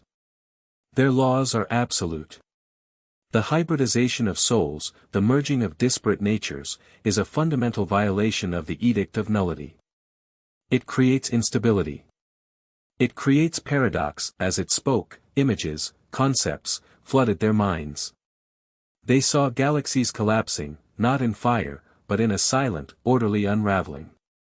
They saw worlds where Soul Reaper and Hollow had merged, creating abominations that consumed reality itself.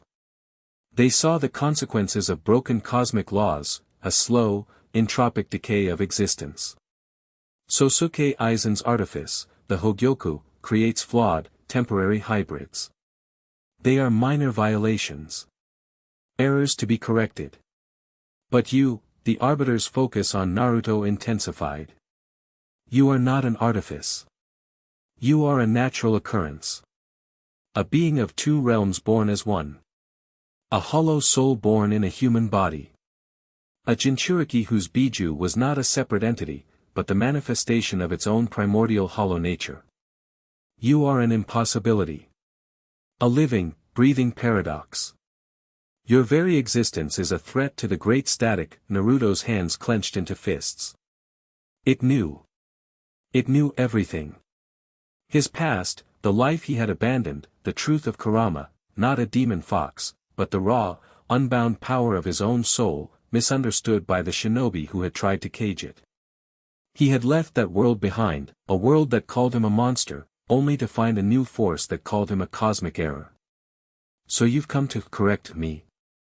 Naruto's voice was dangerously quiet. Correction is the procedure for minor violations. Your state is fundamental.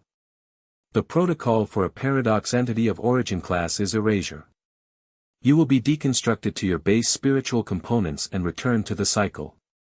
Your existence will be nullified. There was no malice in the statement. It was a doctor prescribing a cure. A janitor cleaning a spill. Halibel snarled, her Ryatsu flaring gold. You will not touch him. Neliel's form flickered, her speed building. If you want him, you'll have to go through us. The Arbiter seemed to consider this for a moment. Ancillary entities are to be nullified alongside the primary paradox. Your association has intertwined your conceptual data. The procedure will be efficient. It raised a hand. A single, slender, white finger. And the world bent. It didn't move. It didn't attack. It simply acted. The space between the Arbiter and the trio of rulers twisted. The ground warped, the air folded in on itself, and a localized distortion of reality formed a prison around them. It wasn't Kido. It wasn't a hollow technique. It was a direct manipulation of the laws of physics. Don't let it isolate you. Naruto shouted, but it was too late. One moment, they were standing together. The next, Halibel was 10 yards to his left, encased in a shimmering field of geometric light. Neliel was 10 yards to his right, trapped in a similar cage. And he was alone, facing the Arbiter. He had been separated from his queens. Neru. Neliel cried out, her fists hammering against the translucent barrier. The wall of light rippled, but it held, absorbing the kinetic energy of her blows without a tremor. Halibel wasted no time on brute force. She gathered her Ryatsu, unleashing a torrent of golden energy. Proyectil de Bala.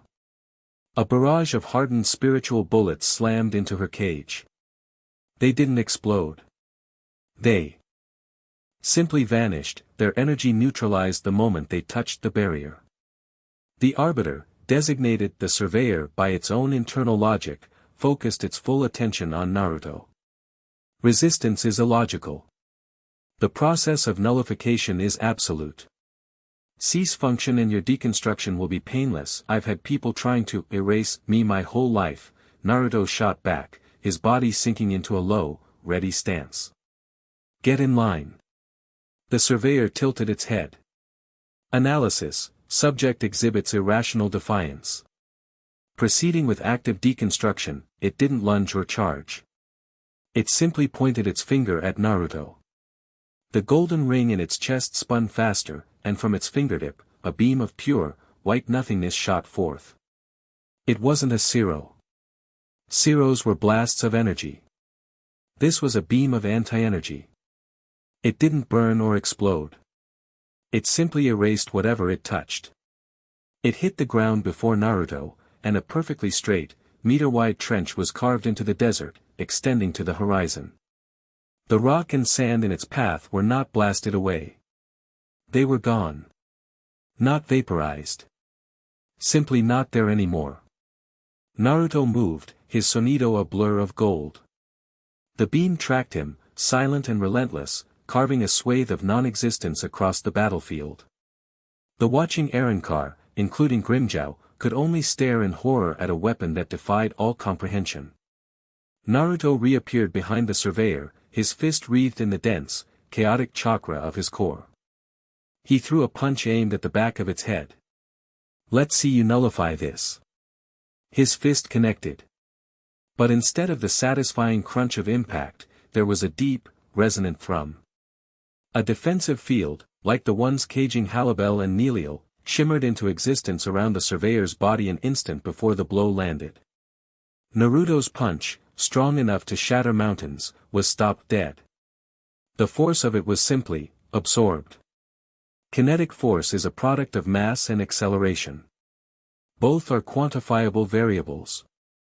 Both can be negated. The Surveyor's telepathic voice was as calm as ever. It spun, its movements unnervingly fluid, its other hand shooting out. It wasn't aiming to strike Naruto, but to touch him. Naruto felt a primal danger unlike anything before. This thing didn't need to wound him. It just needed to make contact. He pulled back, creating distance. This was a battle of concepts, not fists. His physical strength, his speed, his raw power, they were all just variables in an equation this thing could solve and cancel out. Brute force was useless. He needed something it couldn't calculate. From within their prisons, Halibel and Neliel watched in growing desperation. There has to be a way out. Neliel yelled, trying to phase through the barrier with high-speed vibrations, only to find the very space she occupied was locked in place. Halibel was calmer, more analytical. She had stopped her futile attacks and was observing the barrier, her sharp eyes tracing the flow of geometric light. It's not a wall of energy, she said, thinking aloud. It's a boundary of law. It's telling this space that nothing can pass. We can't break the law, so we have to rewrite it. She closed her eyes, focusing. She remembered Naruto's words. A kingdom built on purpose can withstand anything. Her purpose was to protect him. That was her personal law, one that predated any cosmic edict. She focused that single, absolute intent, channeling her Ryatsu not as a weapon, but as a declaration.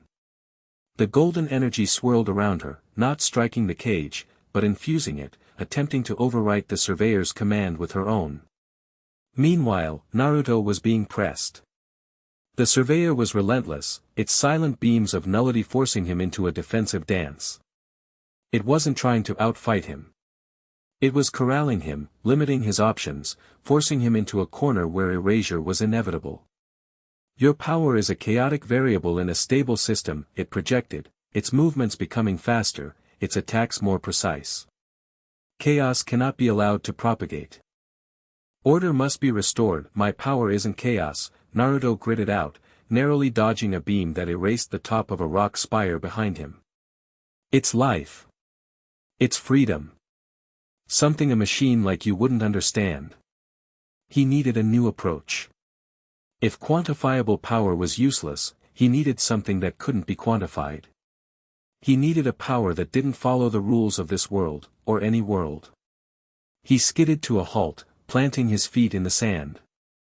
He closed his eyes, ignoring the nullity beam screaming towards him. He reached deep inside himself, past the disciplined chakra of his shinobi training, past the raging power of his hollow nature.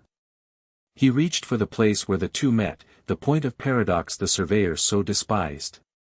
He reached for the origin. The world had taught him to control his power, to shape it, to give it form, a Rasengan, a bijou bomb. But its true nature was formless. It was the raw, untamed essence of a being that should not exist. It was pure, undiluted contradiction. The nullity beam was inches from his face. And then, Naruto opened his eyes. They were no longer blue. They were molten gold, with slitted, reptilian pupils. The whisker marks on his cheeks darkened, becoming jagged, feral slashes.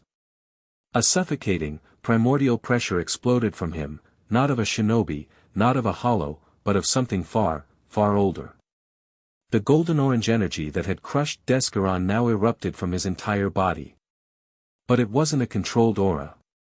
It was a maelstrom of raw, chaotic power that actively rejected the world around it. It didn't just push against the surveyor's nullity field, it actively unraveled it.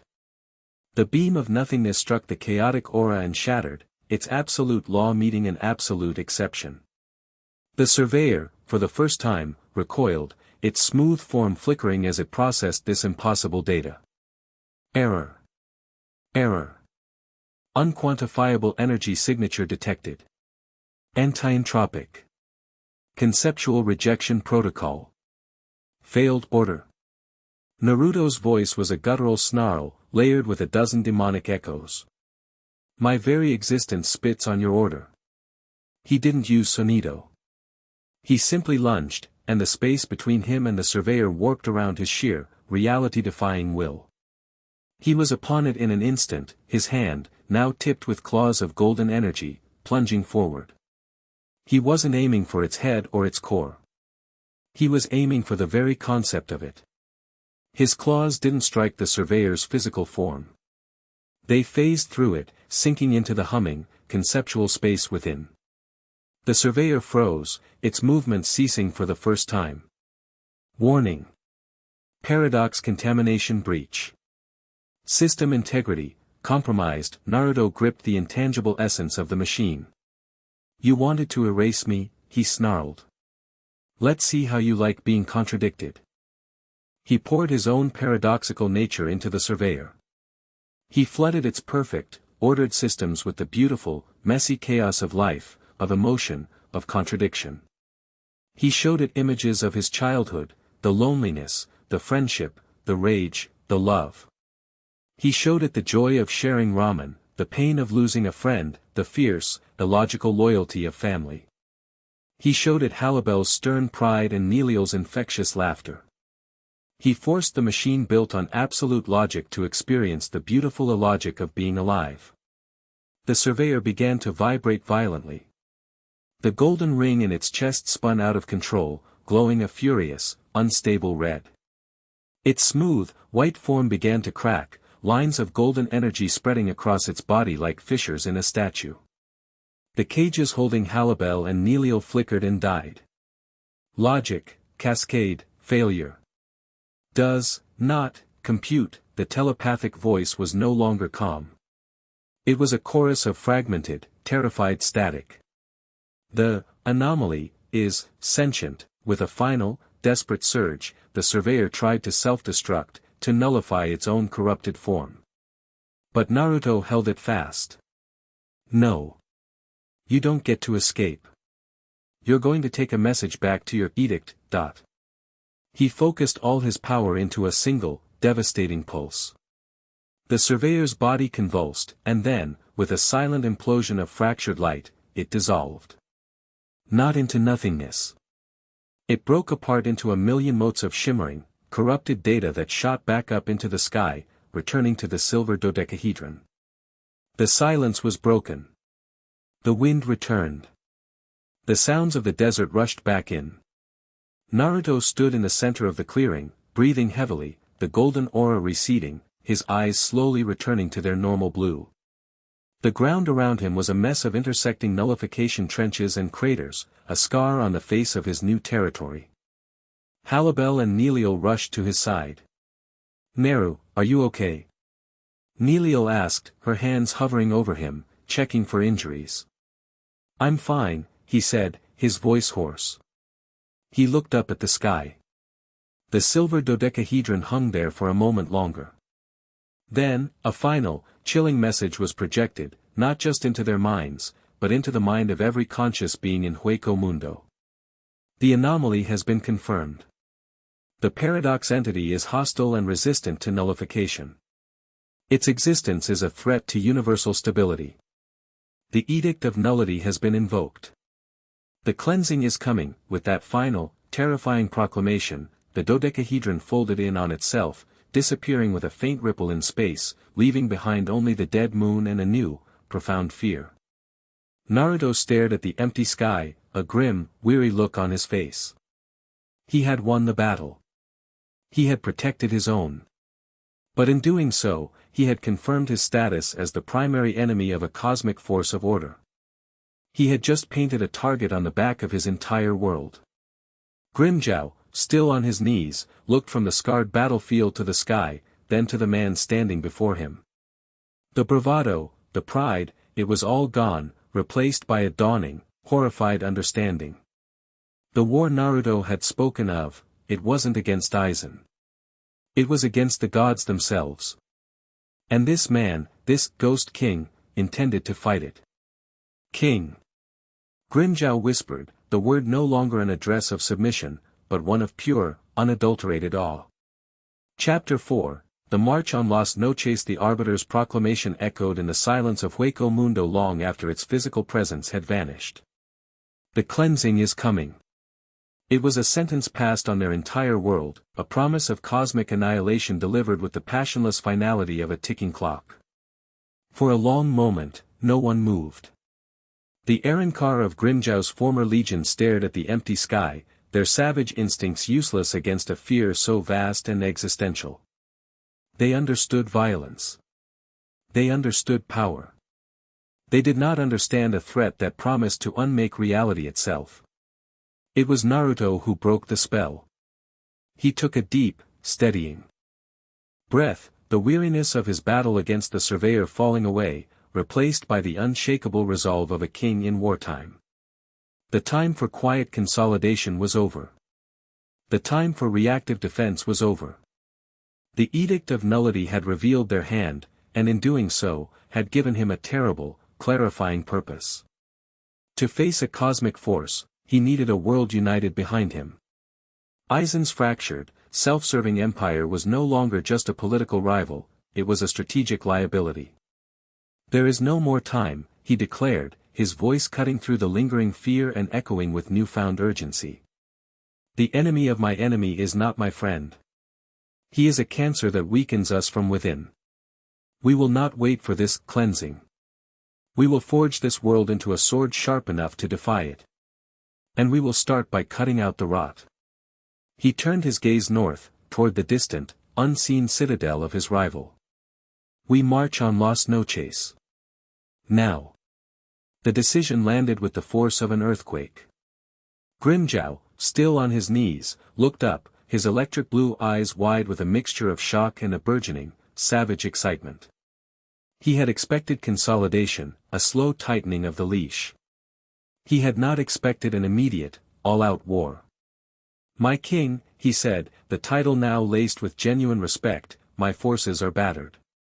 My fraction are injured. We are in no state to assault the heart of Aizen's power. You will not be assaulting anything, Naruto corrected him, his gaze sharp. You will be following. This is not your charge to lead. He looked over the assembled Arrancar, his eyes sweeping across the crowd of battered, uncertain warriors. Your first command under me is this: gather your strongest. Follow our banner. The rest will remain and secure this territory under the command of Sailaporo's lieutenants, who will be arriving shortly. We are not raising Las Noches. We are liberating it. He didn't wait for an answer. He turned to Neliel, his expression softening slightly. Nell. Go.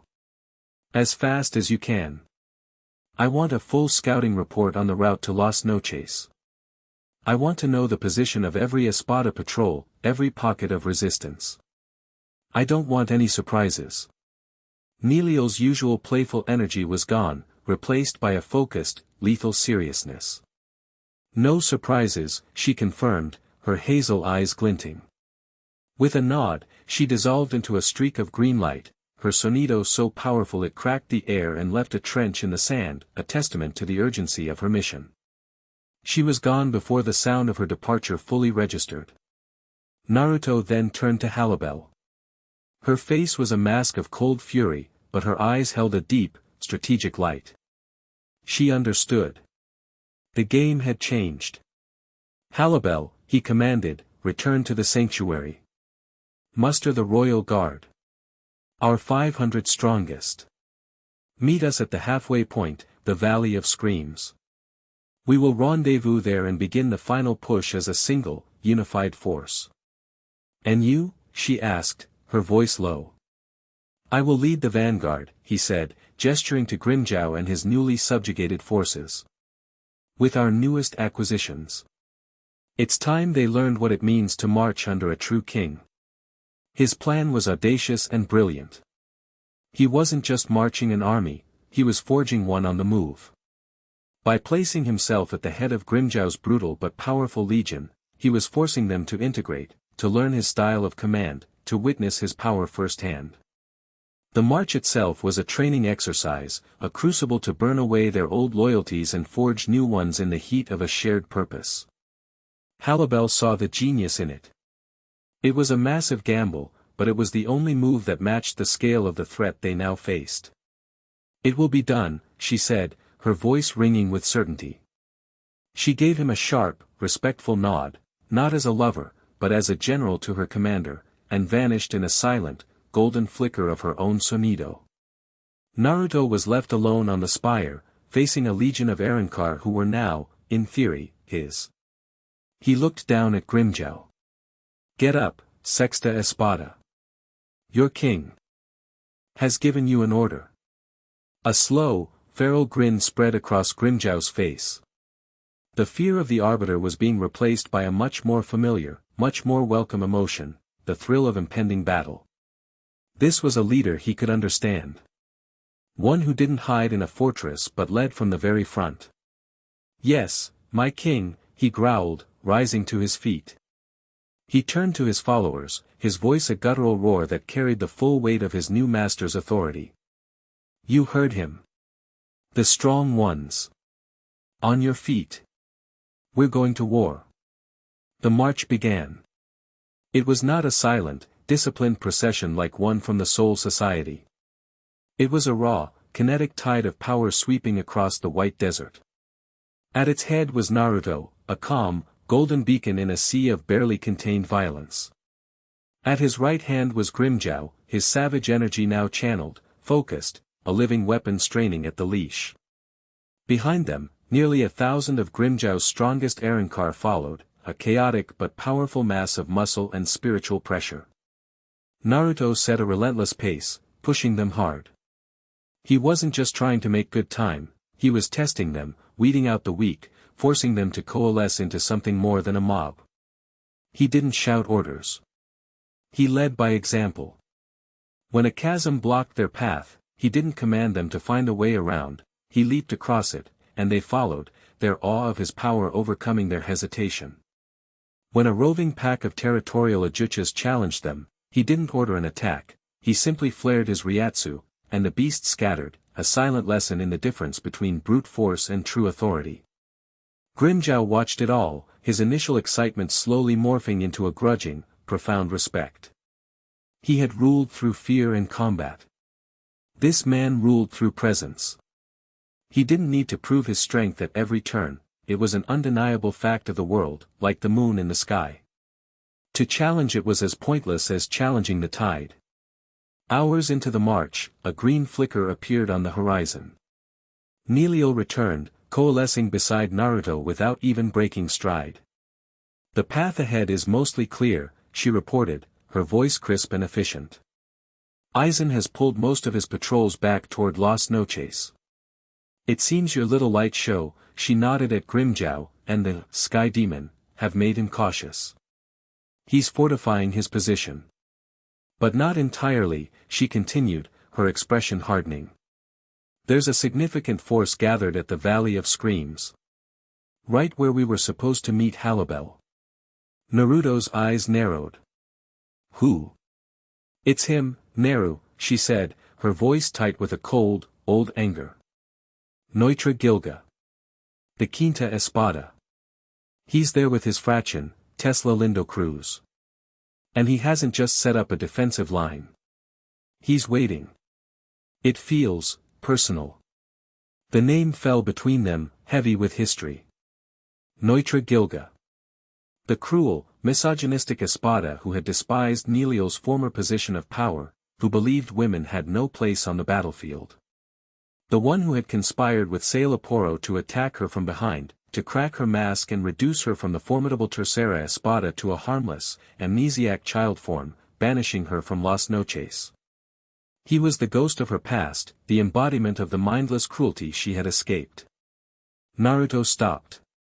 The entire army behind him ground to a halt. He looked at Nilio, saw the storm in her hazel eyes. The flicker of old pain, quickly buried under a mountain of cold fury. This is Aizen's move, Naruto said, his voice a low growl. He knows our history. He knows your history with Neutra. This isn't a random patrol. This is a targeted message. He's putting your past directly in your path, hoping to stall you, to break your morale.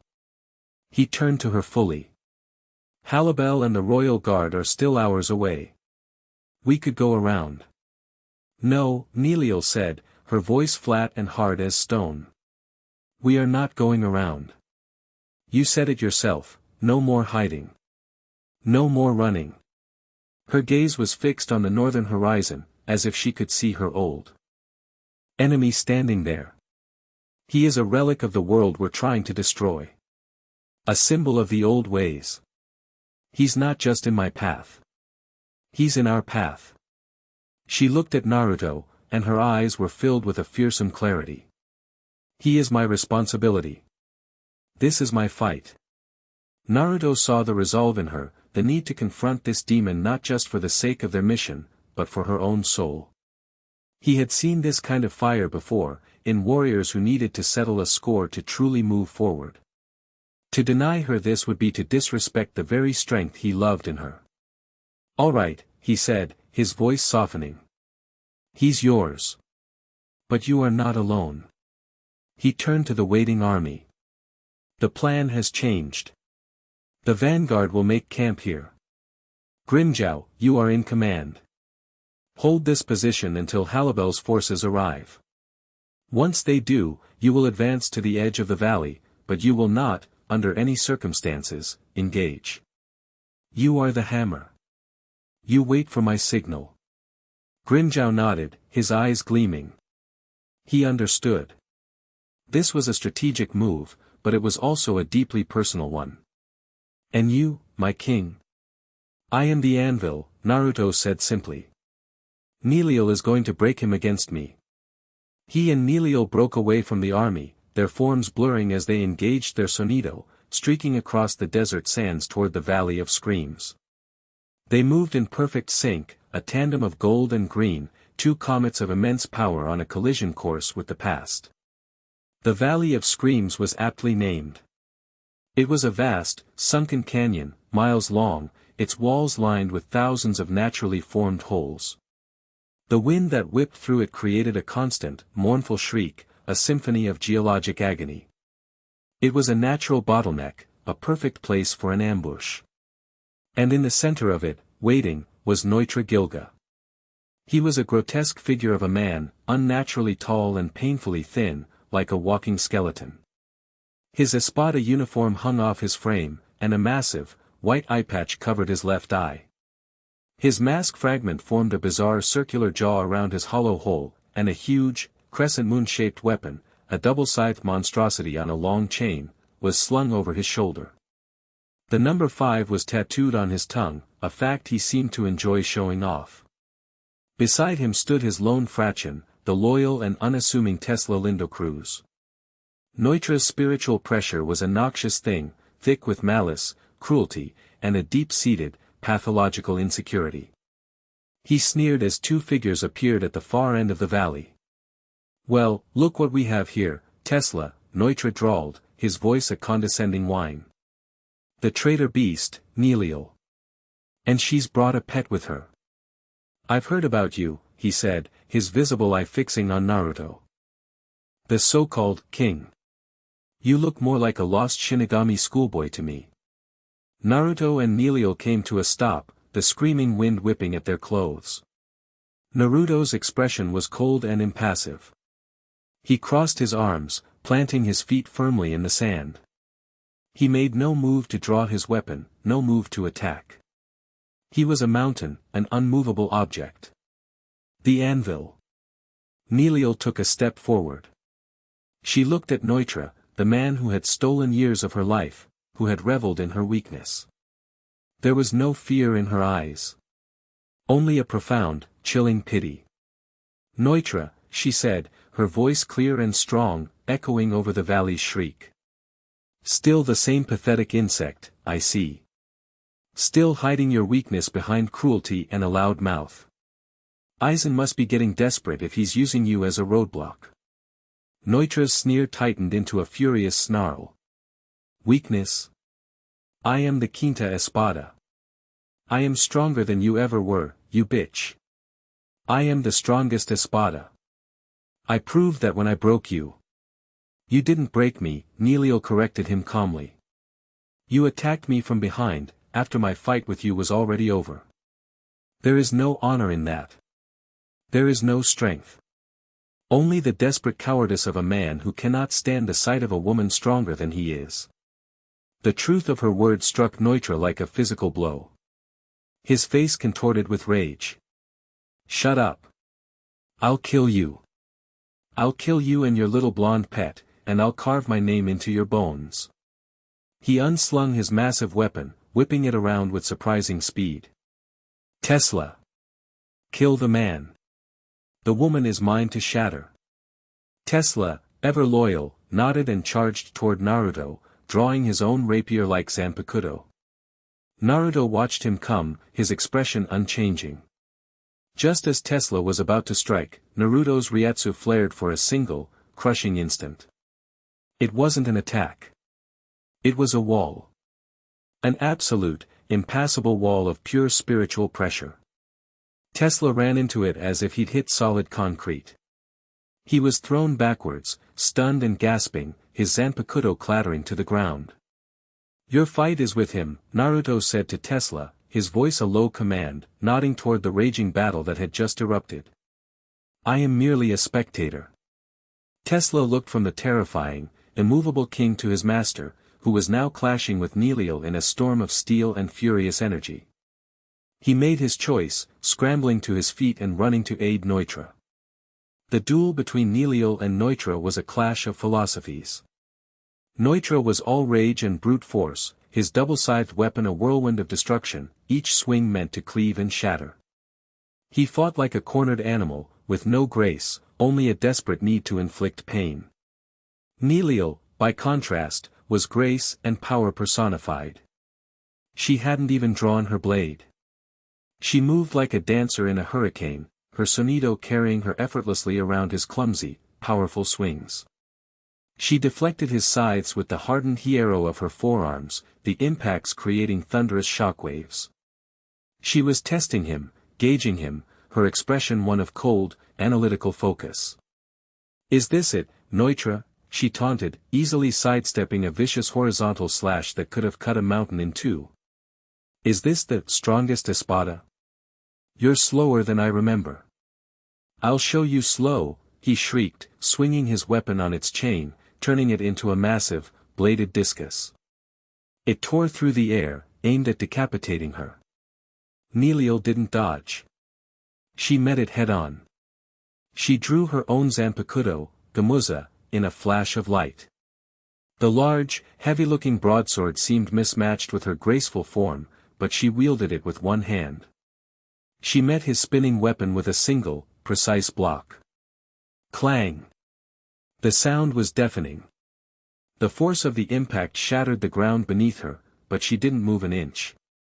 With a single, powerful push, she sent Neutra's weapon flying back at him, forcing him to stumble to catch it.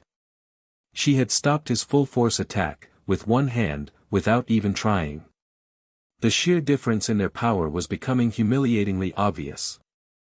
Tesla, seeing his master being pressed, tried to intervene, charging at Neliel from the side. Before he could get close, a blur of golden light intercepted him. Naruto stood between them, his hand holding Tesla's blade just inches from Neliel's body. "I believe," Naruto said, his voice dropping to a lethal whisper, "that I told you to stay out of this." He squeezed. Tesla's Zanpakuto cracked, then shattered into 1,000 pieces. Naruto then kicked him in the chest, a simple, controlled blow that sent him flying hundreds of yards down the valley, crashing into a cliff face and slumping to the ground, unconscious. Neutra saw it happen.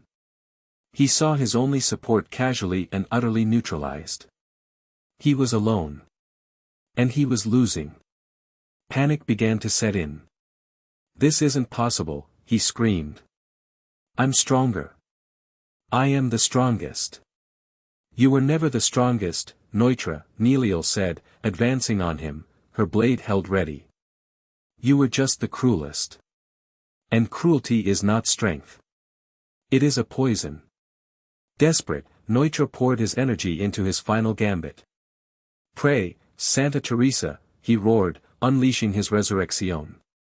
His body twisted and grew, sprouting 2 extra pairs of arms, each one holding a massive scythe identical to his original weapon. His mask fragment morphed, and insect-like mandibles grew from his face. He was a grotesque parody of a praying mantis, a monster of pure, indiscriminate violence. "Now," he bellowed, his voice distorted. "Now I am unbeatable. I'll tear you to pieces." He charged, a 6-bladed whirlwind of death. Neliel watched him come, a sad, resolute look on her face. It was time to end this. It was time to show him the truth. "Declare," she whispered, the single word filled with an immense, dormant power. Her spiritual pressure, already vast, exploded outwards in a tidal wave of vibrant green energy. Gamuza. Her form shifted. Her clothes were replaced by a suit of sleek, white armor, resembling that of a medieval knight. Her Zanpakuto transformed, becoming a massive double-ended lance. But the most striking change was her mask. It reformed, the cartoonish skull replaced by the proud, horned visage of a great ram. She had become a centaur, a magnificent, powerful creature of myth. This was her true form, the form of the Tercera Espada in her prime. She aimed the tip of her lance at the charging Neutra. "Lanzador Verde," she said, her voice now resonating with immense power. The green energy of her Ryatsu gathered at the tip of her lance, spinning into a high-density drill of pure spiritual force. She did not throw it. She charged. Her speed was absolute. She was no longer a blur, she was a concept. One moment she was there, the next she had crossed the distance between them, her lance aimed directly at Neutra's chest. Neutra, for all his rage and power, could only watch in terror as the green drill of light approached. He tried to block with his 6 scythes, but it was useless. The Lanzador Verde struck. It did not explode. It pierced. It drilled through his crossed blades as if they were paper, shattering them. It punched through his hierro, the strongest in the Espada, as if it wasn't there. It drove straight through his torso, obliterating his hollow hole and the number 5 tattooed on his tongue. Nilio passed straight through him, coming to a stop 100 feet behind him, her lance still glowing. Neutra stood frozen for a second, a look of utter disbelief on his face. He looked down at the massive, gaping hole in his chest. He looked back at Nilio, at the magnificent, powerful being she had become. Impossible. He whispered, his voice a dying rattle. A woman, can't be. He never finished the sentence. His body began to dissolve, turning to white dust, his centuries of cruelty and resentment vanishing into the screaming wind of the valley. He was not just defeated. He was erased by the very strength he had refused to acknowledge. Nilio stood in her released form, the wind whipping at her lance. The ghost of her past was gone. She had not just beaten him, she had transcended him. She had proven that true strength came not from cruelty, but from the will to protect. She looked over at Naruto, who stood watching her, a proud, quiet smile on his face. He had kept his promise. He had been her anchor, allowing her to face her storm on her own terms. Her resurrection faded, her form returning to normal. She was tired, but her spirit was lighter than it had been in centuries. A massive roar echoed from the south end of the valley. It was Grimjow. He stood at the ridge with the combined forces of the vanguard and Halibel's royal guard, a massive army silhouetted against the moon. They had witnessed her victory. They had seen the fall of the Quinta Espada. Naruto walked over to her, placing a gentle hand on her shoulder. "It's over," he said softly. "No," she replied, a new, fierce fire in her eyes as she looked north, toward the colossal fortress that now lay undefended before them. "It's just beginning." The road to Las Noches was clear. Chapter 5, The God and the Origin. Las Noches loomed. It was less a fortress and more a geological feature, a mountain of white stone and glass so vast it seemed to hold up the sky. Its sterile, geometric perfection was an insult to the chaotic beauty of the desert, a monument to one man's ego imposed upon the world. As their unified army approached, the sheer scale of it was meant to inspire awe and fear. But to the Arrancar marching under Naruto's banner, it now looked like a tomb. Their army was a sight to behold. At its head, Naruto, Halibel, and Nilio walked side by side, a triumvirate of impossible power. Behind them, the royal guard of the sanctuary, disciplined and silent, marched in perfect formation, their white uniforms a stark contrast to the savage, motley legion of Grimjow's forces, who followed with a restless, hungry energy. Grimjow himself walked at the forefront of his warriors, his earlier defeat having burned away his arrogance, leaving a core of pure, focused predatory instinct now aimed squarely at his former master. The air crackled with the combined spiritual pressure of thousands of powerful Arrancar, a rolling thunderclap announcing their arrival. There was no resistance. The gates of Las Noches stood open, a silent, arrogant invitation. Aizen was not a general who relied on walls and barricades. His defense was his own overwhelming power and the unshakable confidence of his Espada. "He's daring us to enter," Halibel observed, her hand resting on the hilt of her Zanpakuto. "This is a trap." "Every throne room is a trap," Naruto replied, his gaze fixed on the central spire, the highest point of the fortress where Aizen waited. "He wants us to exhaust ourselves fighting his pawns. He expects us to play by his rules, to fight our way up, floor by floor." "So we don't play," Nilio finished, a grim smile on her face. She understood his thinking perfectly. Naruto stopped the army at the threshold of the massive gate. He turned to face the thousands of warriors eagerly awaiting his command. "The Espada are mine, Halibel's, and Nilio's," he declared, his voice ringing with absolute authority. "Grimjow, your target is Ulquiorra. Keep him occupied. Do not seek to win, seek to endure." You are the wall that will keep him from the main battle. Grimjow's eyes lit up with a feral glee. Ulquiorra cipher, the Quattro Espada, the cold, nihilistic prodigy of Aizen's court. A true challenge. With pleasure, my king, he snarled, already tasting the fight. The rest of you, Naruto continued, his gaze sweeping over the army, have one objective: chaos. This fortress is your playground. Tear it down. Free the Arrancar trapped within its walls.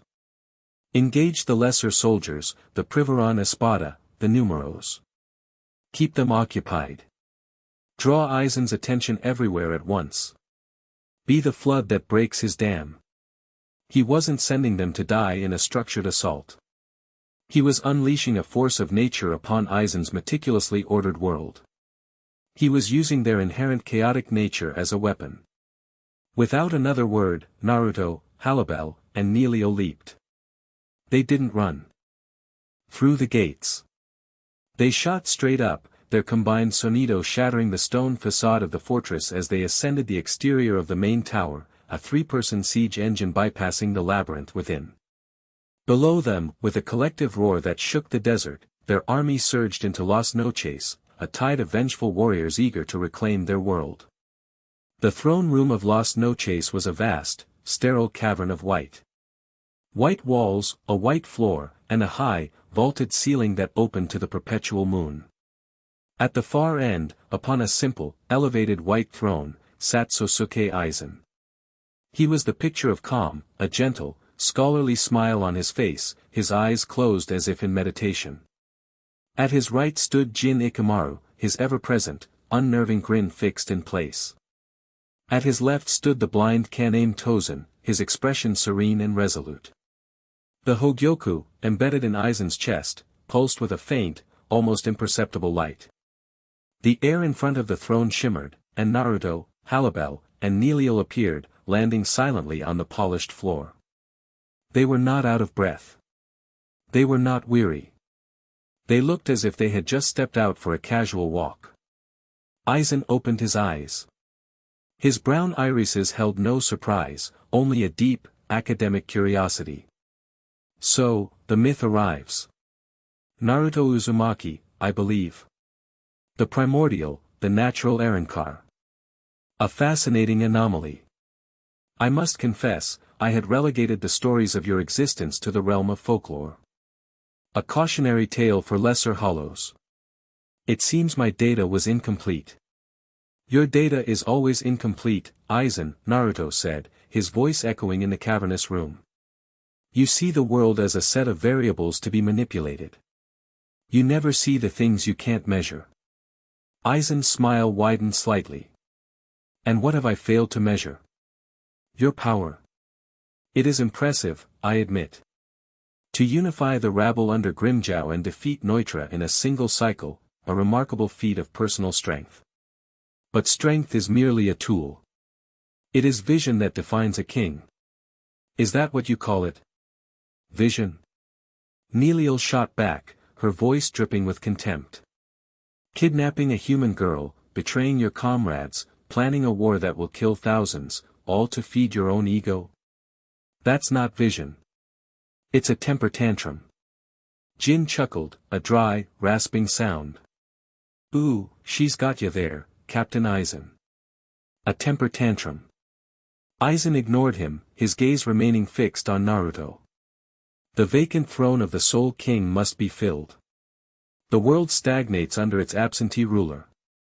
It requires a god with the will to guide it, to steer evolution itself. I have that will. The Hogyoku has chosen me. What do you offer, pretender? A return to barbarism?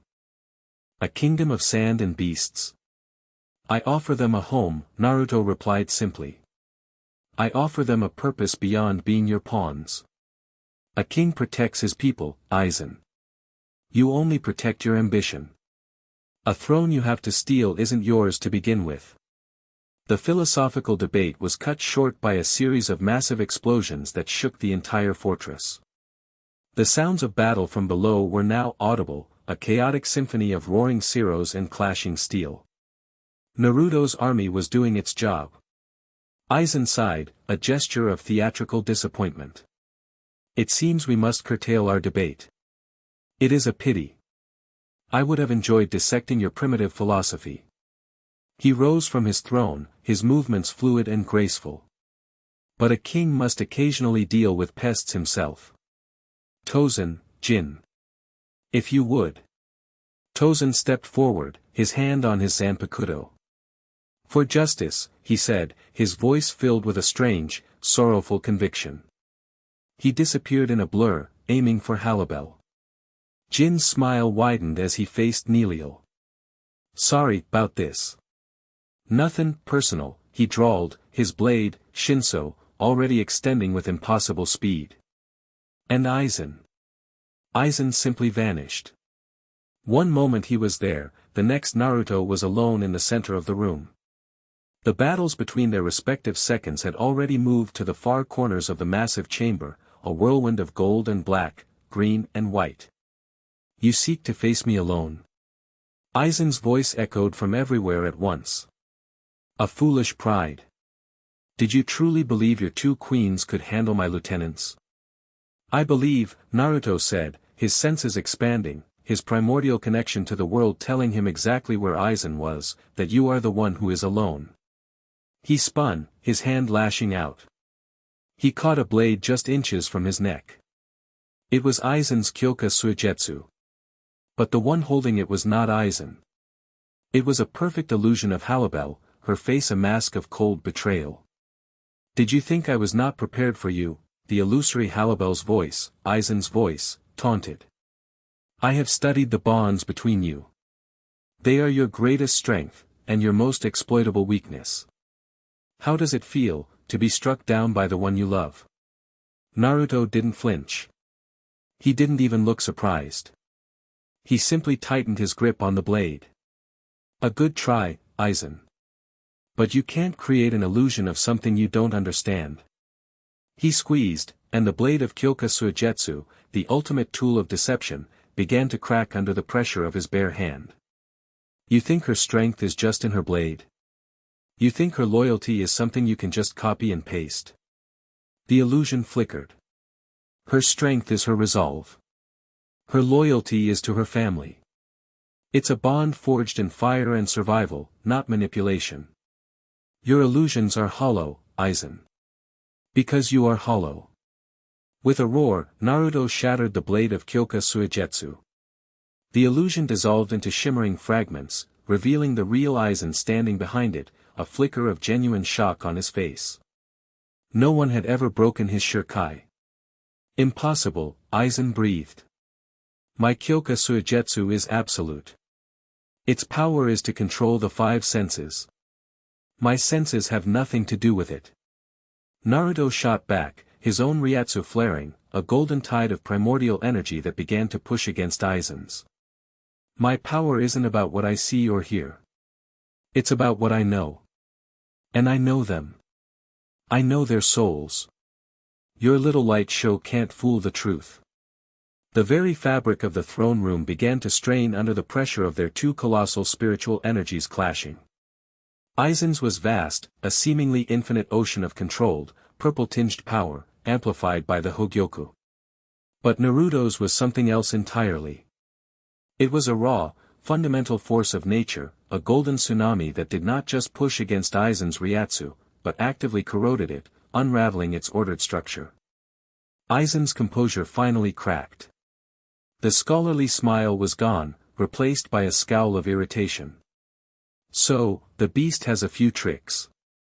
No matter.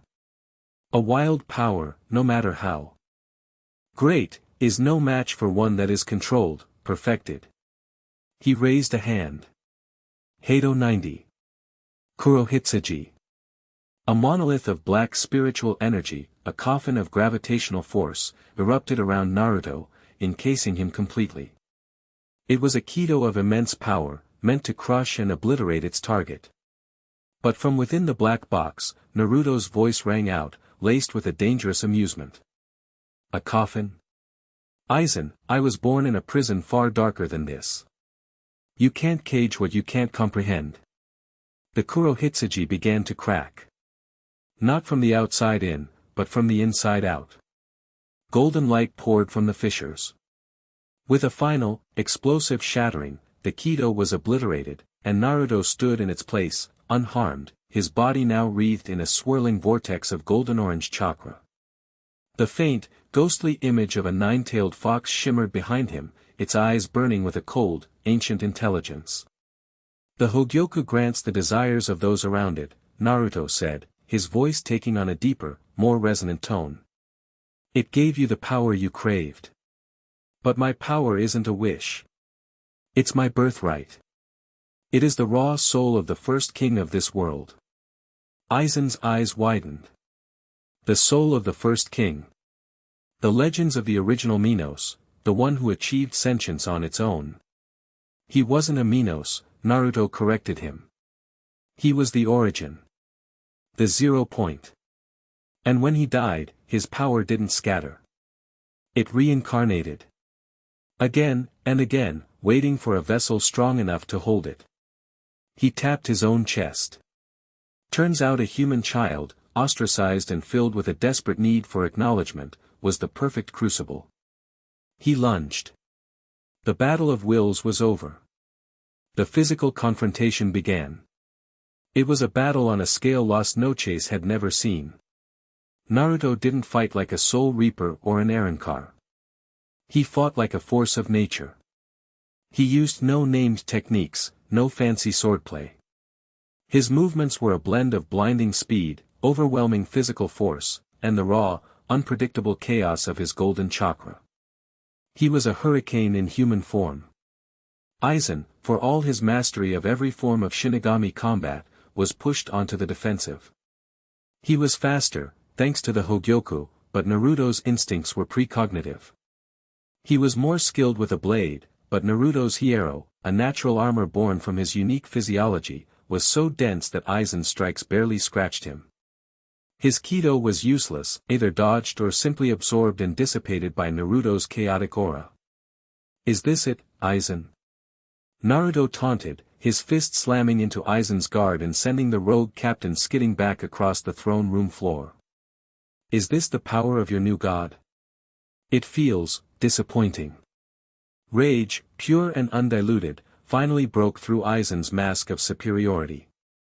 You dare mock me, he roared, his form beginning to change.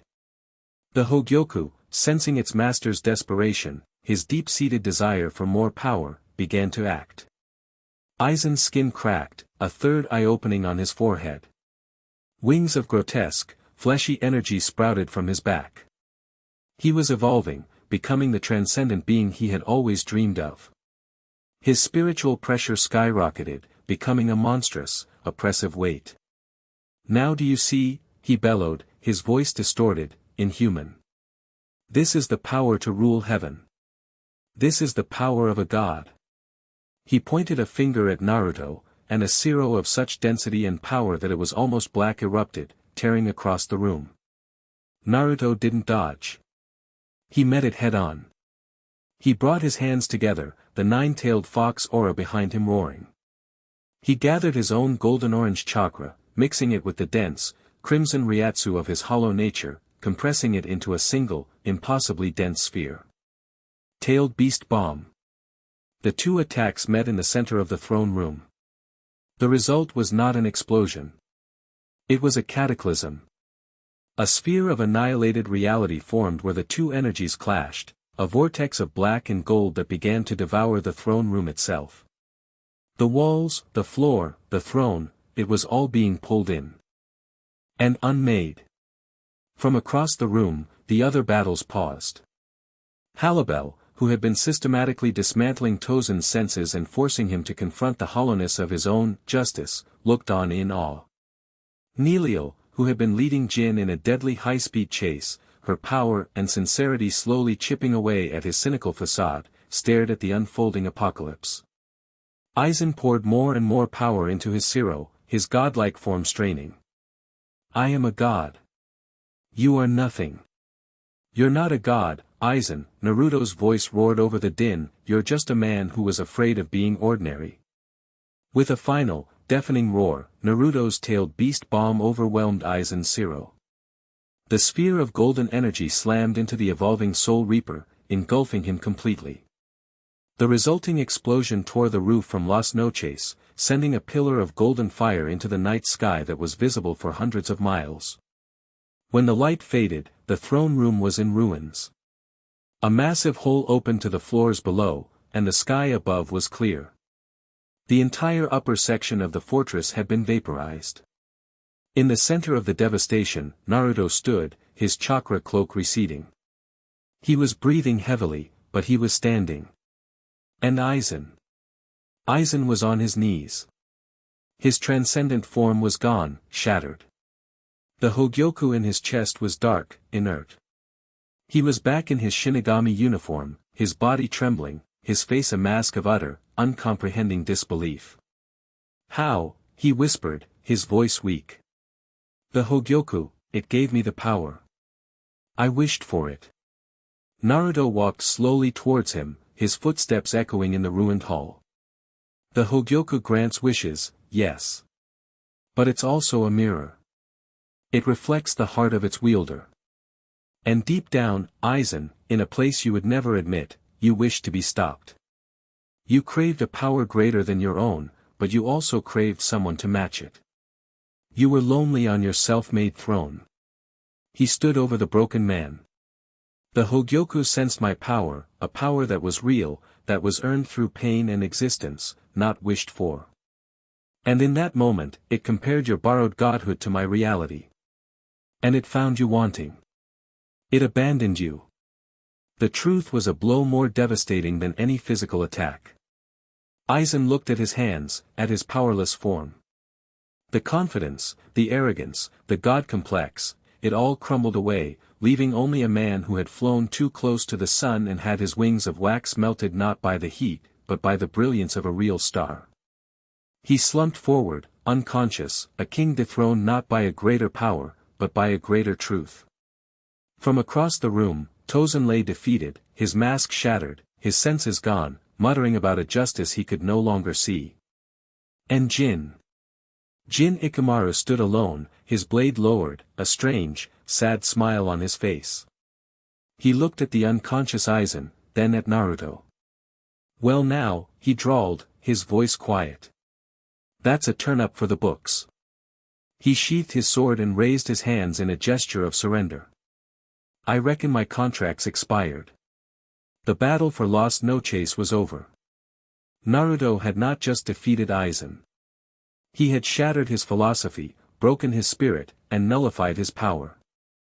He had not killed a god.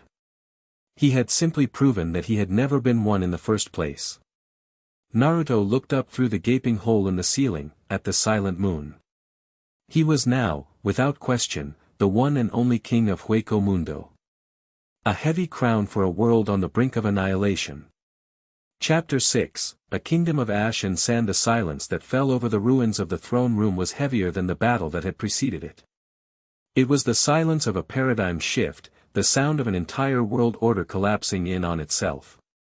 The chaotic symphony of battle from below had died down, replaced by a nervous, expectant quiet. The army knew. Everyone in Las Noches knew. A god had fallen. Halibel and Neliel were at Naruto's side in an instant. Neliel's relief was a palpable wave, but her eyes were drawn to the unconscious form of Aizen, a strange pity mixing with her triumph. Halibel's gaze was hard, sweeping over the devastation, her mind already calculating the costs, the consequences, the next steps. "He's alive," she stated, her voice a low contralto. "It wasn't a question. You left him alive." "His death would make him a martyr," Naruto replied, his voice weary. He ran a hand through his sun-gold hair, the adrenaline of battle leaving him with a bone-deep exhaustion. "His life, powerless and broken, is a lesson. It's a testament that his way was a lie." He looked at Jin Ikamaru, who was still standing with his hands raised in a lazy gesture of surrender. "And you? What's your story, fox face?" Jin's slitted eyes crinkled in what might have been a genuine, if sad, smile. "My story was always about him," he said, nodding toward Aizen. Everything I did to see him fall. I just didn't figure it'd be someone else who'd do the pushing. He shrugged, a gesture that spoke volumes of a life spent in the shadows.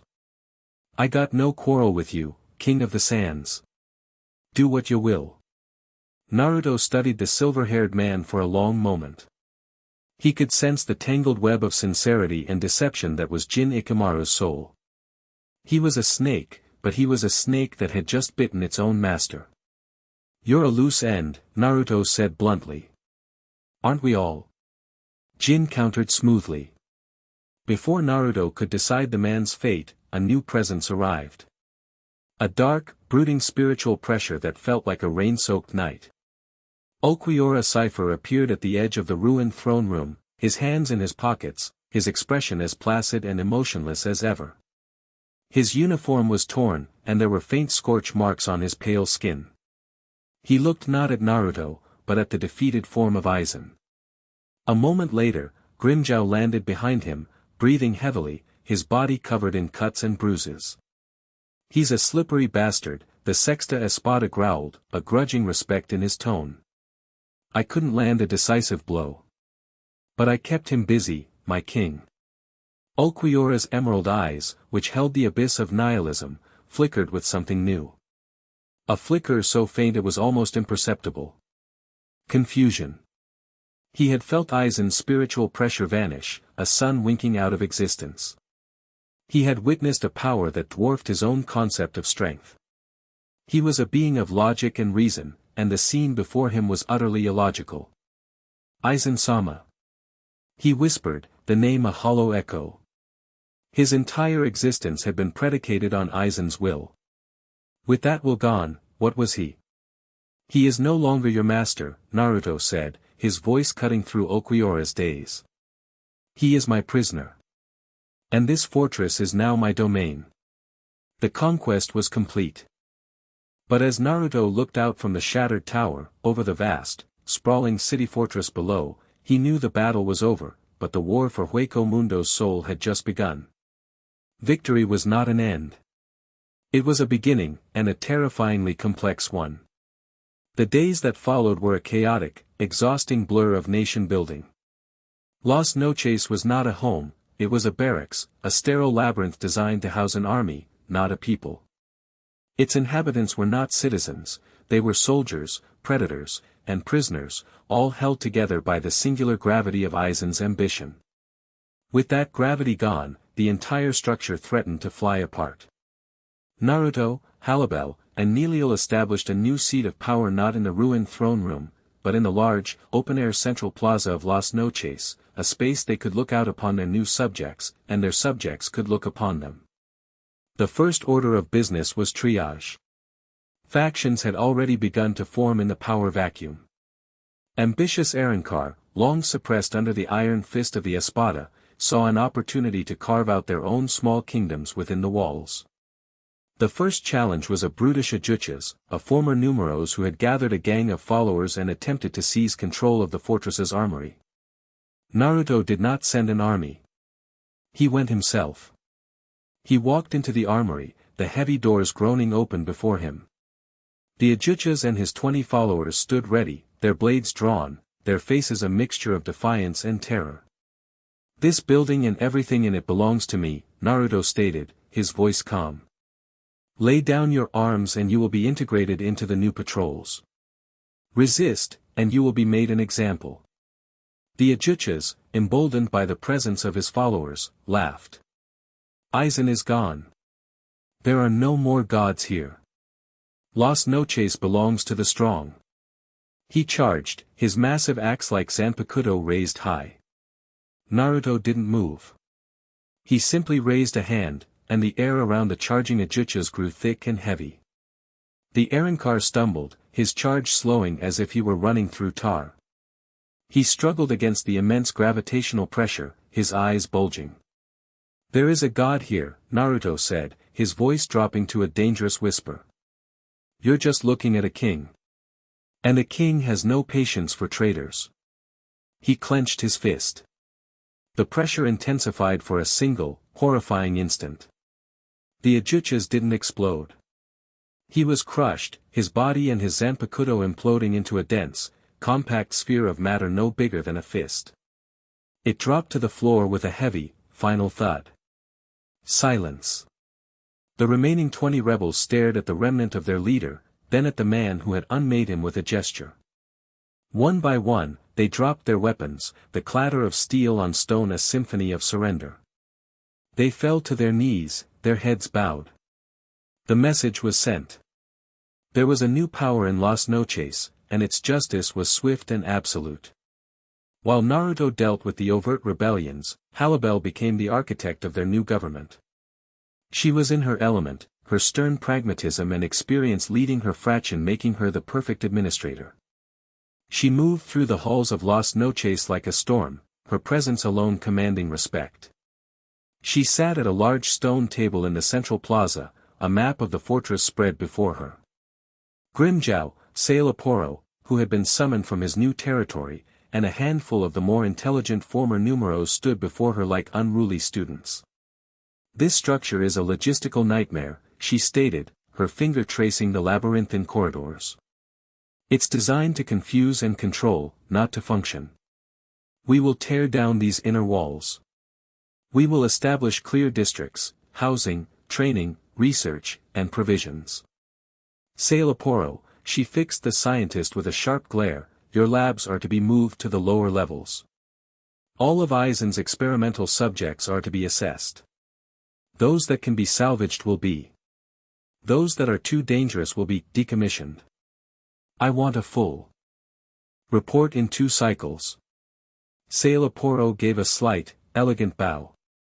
As you command, my queen. It will be a veritable treasure trove of data. Grimjow, Halibel continued, turning to the blue-haired Arankar, who was chafing at the lack of action. You are now my master-at-arms.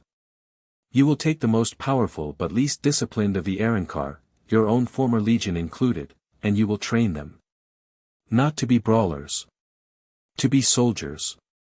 I want patrols established, a clear chain of command, and I want them drilled until they can march in formation in their sleep. Grimjow scowled.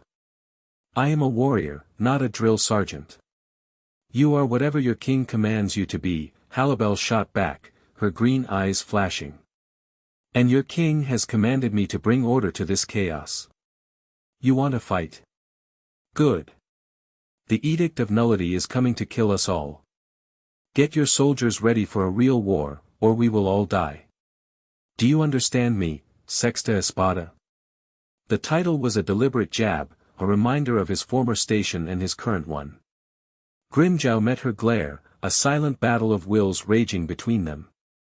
Finally, with a low growl, he relented. Fine. I'll make them soldiers. But when the fighting starts, I get the front lines. That is all I ask, Halibel said, her tone softening slightly. She was not a tyrant. She was a commander, and she knew how to manage the volatile assets under her control. While Halibel built the bones of the new kingdom, Neliel became its heart. She moved through the fortress, not as a conqueror, but as a liberator. She found the countless low-level Arankar and hollows that Aizen had kept as little more than slaves or cattle, cowering in the dark corners of Las Noches. They flinched from her, expecting death, but she offered them food, reassurances, and a place in the new world. She found the prison cells where Aizen had kept his failures. In one, she found Dordoni, Surachi, and Gantenbane, the 3 Privaron Espada who had been defeated by Ichigo Kurosaki and his friends. They were broken, stripped of their rank, expecting execution. The king has declared that all who swear fealty will be given a place, Neliel told them, her voice gentle but firm. Your past allegiances are over. Your future is what you make of it. Will you serve? Dordoni, the flamboyant Arankar, looked at her, his spirit reignited by this unexpected second chance. See, we will serve the new Ray, he declared with a flourish. Neliel was building a new culture, one based not on the fear of being devoured, but on the hope of belonging. It was a slow, arduous process, like tending a garden in a wasteland, but for every Arrancar she won over, the foundation of Naruto's kingdom grew stronger. The three of them would meet at the end of each cycle, high on the ruined tower, looking out at the vast desert under the moon. They were exhausted, the weight of 1,000,000 souls on their shoulders. It was in these quiet moments that their true bond showed. One evening, Naruto stood alone, staring out at the horizon, the weight of his decisions pressing down on him. The execution of the rebellious Ajuchas, though necessary, had left a bitter taste in his mouth. He was so lost in thought he didn't hear them approach. Neliel wrapped her arms around him from behind, resting her chin on his shoulder. "You're thinking too loud," she murmured. Halibel came to stand beside him, her presence a warm, solid comfort. She placed her hand over his on the stone parapet. "You did what a king must do. You preserved the lives of the many by ending the threat of the one." "It doesn't make it feel right," he said, his voice low. "It's not supposed to feel right," Halibel countered softly. "It's supposed to feel heavy. That's how you know you're still worthy of the crown." He leaned back into Neliel's embrace, drawing strength from their presence. "How are the prisoners?" he asked, changing the subject. "Aizen is in the deepest cell, shielded by Kido Sailaporo designed. He has not woken. Tozen is catatonic. And Jin." Neliel paused. "He's talkative. He tells jokes to the guards. I don't trust him, Naru. He's like a smiling knife." "He is," Naruto agreed. "But a knife can be useful, as long as you're the one holding the handle. For now, let him sit." They stood in comfortable silence for a while, a trinity of rulers finding a moment of peace in the eye of a hurricane. It was a new dynamic, forged in the heat of their shared responsibilities. Their relationship was no longer just about personal affection, it was a political and emotional alliance, the very bedrock of this new nation. But their fragile peace was not destined to last. As they stood there, a strange, cold wind swept through the ruins of the tower. It was a wind that carried no sand, a wind that seemed to come from nowhere. And with it came a new arrival. A portal tore open in the air before them. But it was not the chaotic black tear of a Garganta. It was a pristine, perfect circle of white light, humming with an ancient, disciplined power. It was the mark of the Shinigami. The Senkaman. From it, three figures emerged. The one in the center was an ancient, wizened man with a long, white beard braided down to his waist.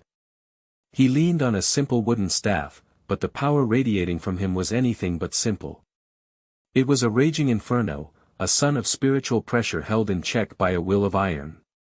Head Captain Genryusai Shigekuni Yamamoto. To his right was a man with a lazy smile, a pink, flowered haori over his captain's uniform, and a straw hat shading his eyes. Captain Shunsui Kairaku. To his left was a pale, gentle-looking man who was racked by a quiet cough, his expression kind but weary. Captain Jushiro Yukitake. They had not come with an army. They had not come spoiling for a fight. They had come as envoys. And that, Naruto knew, was far more dangerous. The three legendary captains of the Gotei 13 stood before the new rulers of Hueco Mundo, their expressions unreadable. Yamamoto's ancient eyes, sharp and intelligent, swept over the scene, the ruined tower, the marks of a battle that had dwarfed anything he had ever witnessed, and the trio of impossibly powerful beings standing before him. Sosuke Aizen, Yamamoto's voice was a low, gravelly rumble, the sound of grinding mountains. "Where is he?" "He is my prisoner," Naruto replied, stepping forward, placing himself slightly ahead of Halibel and Neliel. He met the head captain's gaze without flinching. His own spiritual pressure, a calm, boundless ocean, rose to meet the Shinigami's inferno, creating a silent, crushing stalemate in the air between them. Shunsui let out a low whistle. "Well, now. He's got some fire in him, doesn't he, old man Yama?" Yamamoto ignored him. "You have done the Soul Society a great service by defeating the traitor," he stated, his tone flat. "For that, you have our gratitude." However, your existence, and the existence of this, unified Hueco Mundo, presents a significant threat to the balance of the worlds. The balance? Nilio scoffed, stepping up beside Naruto. Was the balance maintained when Aizen was allowed to build an army here? Was the balance your priority when your Godai 13 stood by and did nothing for 100 years? Yukitake coughed into his hand, his expression sympathetic. She has a point, head captain. Our own inaction allowed this situation to fester. Inaction is not the same as intervention, Yamamoto countered, his gaze unwavering. A hollow world in chaos is a known quantity. A hollow world united under a single being of your power, he looked directly at Naruto, is an unknown. And the Godai 13 does not tolerate such variables. He tapped his staff once on the stone floor. The sound was quiet, but it was backed by the threat of 1,000 years of war. The Soul Society demands that you disband this army. You will turn over the prisoner Aizen to our custody. And you will submit to the authority of the Siriidii, to be monitored and contained. It was not a negotiation. It was an ultimatum. Halibel laughed, a short, sharp, dangerous sound. You come into our home, after we dealt with your filth, and you make demands. You Shinigami have an arrogance that rivals Aizen's.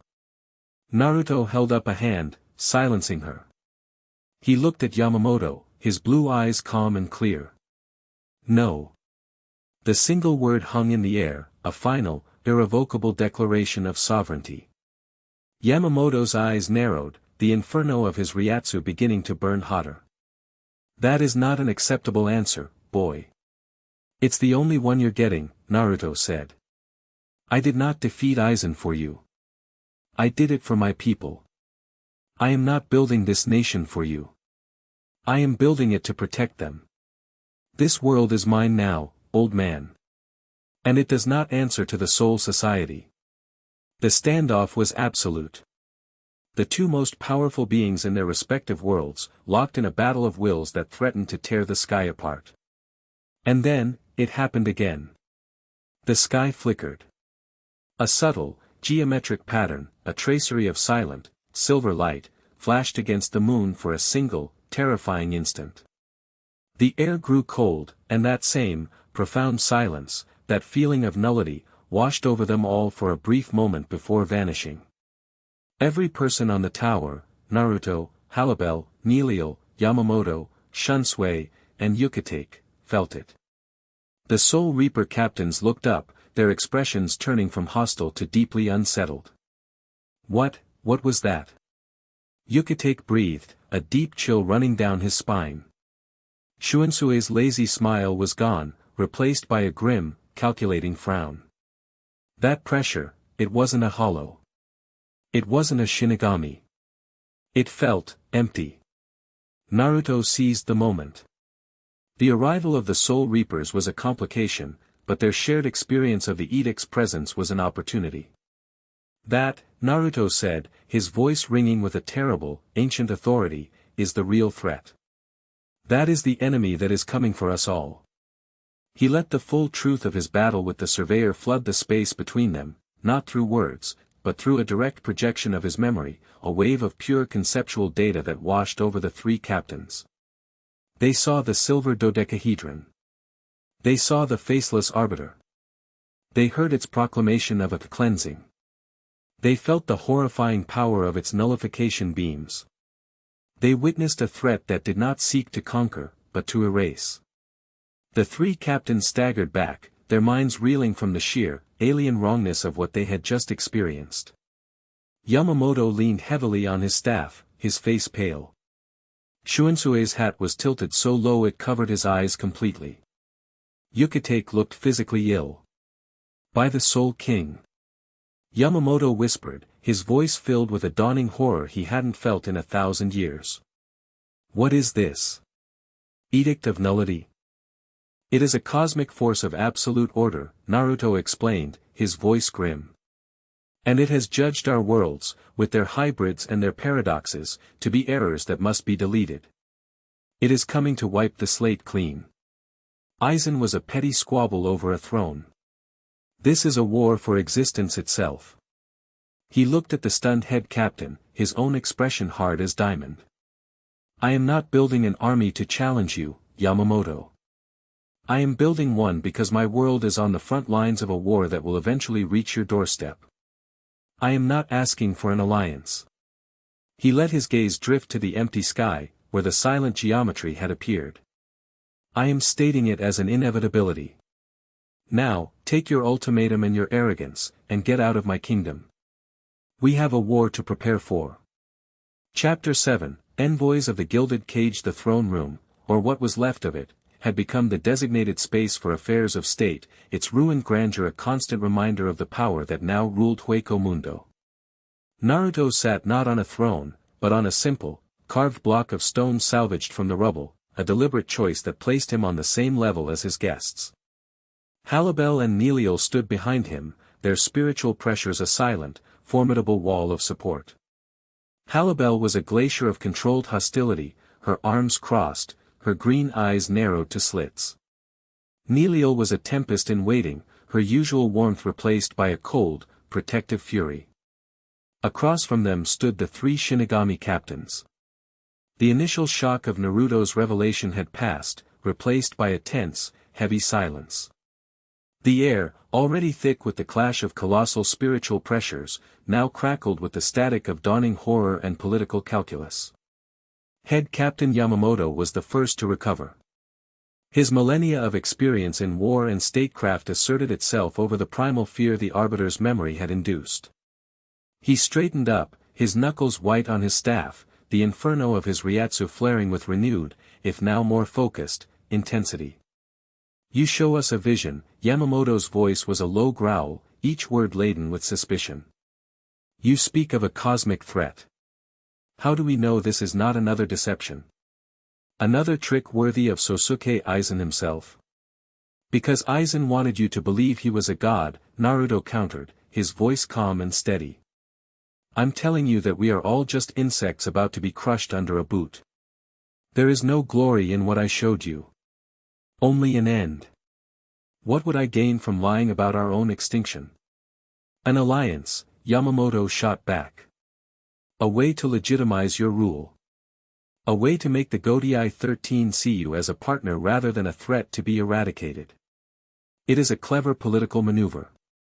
Old man Yama, maybe we should listen, Shunsui Kairaku interjected, his voice losing its lazy drawl and taking on a more serious, calculating tone. He tipped his straw hat back, his gaze sharp and analytical. The spiritual pressure we felt, it was real. I've never felt anything like it. It wasn't just powerful, it was fundamentally wrong. It felt like the universe had a cancer. Yukitake nodded in agreement, though he still looked shaken. He is right, head captain. A lie, even one from Kyoka Suigetsu, is a manipulation of the senses. What we experienced was a direct imprint on our souls. And the memory, it felt cold, old, and utterly without malice. Aizen's evil was always passionate, always driven by ego. This was indifferent. Indifference is the cruelest form of power, Naruto affirmed, nodding at Yukitake. This enemy doesn't hate us. We are simply an error in its cosmic ledger. A rounding error to be corrected. He leaned forward, his blue eyes locking onto Yamamoto's. You want proof?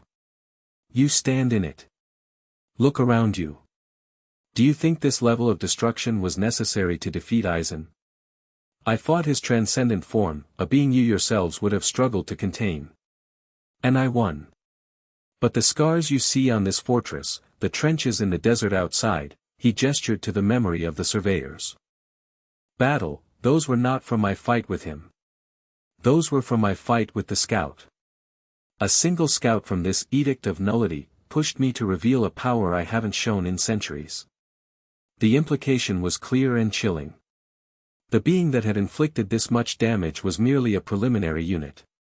Yamamoto was silent, his ancient mind processing the information. He was a being of order, of tradition. The world, to him, was a set of established rules. Shinigami maintained balance, hollows were a chaotic threat to be purged, and humans were souls to be protected. This new information, this edict of nullity, was an outside context problem so vast it threatened to shatter his entire worldview. But to accept it was to accept the word of a hollow king, a being who, by all rights, should be his enemy. Even if this threat is real, Yamamoto said, his voice hard as granite, it does not change the immediate situation. You are a hollow of unprecedented power, in command of a unified army of Arankar. You sit upon a throne of our making. The danger you represent to the soul society and the world of the living is tangible, immediate. Your cosmic horror is, for now, a ghost story. Is it? Neliel challenged, stepping forward. We felt its presence in our world. You felt it here, in ours. It's already bleeding through the cracks between realms. How long before its scouts appear in the skies above your precious Siriidii? Or worse, above Karakura town? The mention of the human world, the focal point of Aizen's original plan and a nexus of immense spiritual energy, struck a nerve. Shuansue's expression darkened. Yucatake winced. The primary directive of the Gotei 13 was the protection of the human world and the souls within it. This is not a negotiation, Naruto said, rising to his feet. He began to pace before them, not with nervous energy, but with the caged grace of a predator. This is a statement of fact. My world is the first line of defense. Whether you see me as an ally or not is irrelevant to me. When the edict comes, they will come through Hueco Mundo first. My people will be the first to fight. The first to die. He stopped, turning to face them, his presence filling the ruined chamber. So you have a choice, head captain. You can continue to see me as a threat. You can waste your resources, your time, your strength, preparing for a war with me. You can leave my kingdom to be battered and broken by this new enemy, weakening the only buffer between them and your own realm. And when they are done with us, and they come for you, you will face them alone. He let the words sink in, a cold, brutal strategic analysis. Or, he continued, his voice softening slightly, you can accept the truth. You can accept that the old rules no longer apply. The board has been wiped clean, and a new game has begun. You can return to your soul society, focus on your own strength, and prepare your own people. And when the sky starts to fill with silent, geometric gods, you will know that you are not facing them alone. You will know that the king of Hueco Mundo and his entire world are already bleeding for you. He wasn't asking for help. He was offering it, in the most backhanded, arrogant way possible. He was framing their survival as a consequence of his own. Shunsui Kairaku let out a long, slow breath. A reluctant, admiring smile touched his lips. He's got us, old man Yama, he murmured, almost to himself. He's checkmated us before the first move has even been made. If we fight him, we're damned. If we don't, we're relying on a hollow king to save us. Either way, our pride takes a beating. Pride is a luxury we cannot afford if what he says is true, Yucatake added, his voice firm despite his physical frailty. The lives of all three worlds are at stake. Yamamoto remained silent, his eyes closed. The war he had been prepared for was a simple one, punish the traitor, dismantle his army, and re-establish the status quo. It was a war he knew how to fight. This was a war against a concept, against an enemy whose very nature was antithetical to existence. He was a warrior, but this was a problem that might not be solvable with a blade, no matter how sharp or powerful. You speak of unity, Yamamoto said finally, his eyes snapping open, burning with a new, cold fire. Yet you are a hollow. Your nature is to devour, to destroy. Your followers are beasts of instinct. How can a kingdom of predators ever be a reliable shield? The moment our backs are turned, what is to stop you from sinking your fangs into us? It was the fundamental question, the heart of his distrust. Before Naruto could answer, Halibel stepped forward. Her voice was cold and sharp as a shard of ice. Because we have something to protect, she said, her gaze unwavering as she met the head captain's. For centuries, all I knew was the need to protect my 3 fraction. It was the only purpose I had. I would have burned worlds for them. Now, she gestured around the ruined fortress, a gesture that encompassed all of Hueco Mundo. We have an entire world of family to protect. This king, she looked at Naruto with an expression of fierce, absolute loyalty, has given us more than a territory. He has given us a home. A future. She looked back at Yamamoto. You Shinigami fight for an abstract concept you call balance. We fight for the person standing next to us. Tell me, head captain, when the end of all things is staring you in the face, which loyalty do you think will prove stronger? Her words, born from a lifetime of brutal survival and fierce loyalty, carried a weight that no political argument could match. They were the truth of their new kingdom, the foundation upon which it was built. Yamamoto stared at her, then at Neilio, then at Naruto. He saw it. In their eyes, in the way they stood together, he saw a bond that was not based on hierarchy or manipulation like Aizen's, but on a genuine, shared conviction. It was a power he understood, the same power that bound his own Godai 13 together. The standoff dissolved, the crushing pressures in the room receding. A decision had been made, not through a formal declaration, but through a moment of profound, unspoken understanding. The prisoner, Aizen, will stand trial in the Soul Society, Yamamoto stated, his voice returning to its formal, commanding tone. It was a final attempt to salvage some authority, to claim a small victory from this diplomatic defeat. Naruto considered it for a moment. Aizen was a symbol. Keeping him was a symbol of Naruto's power. Handing him over was a gesture. A concession. A first step. Fine, Naruto said with a nod. Take him. He is your mess to clean up. Tozen as well.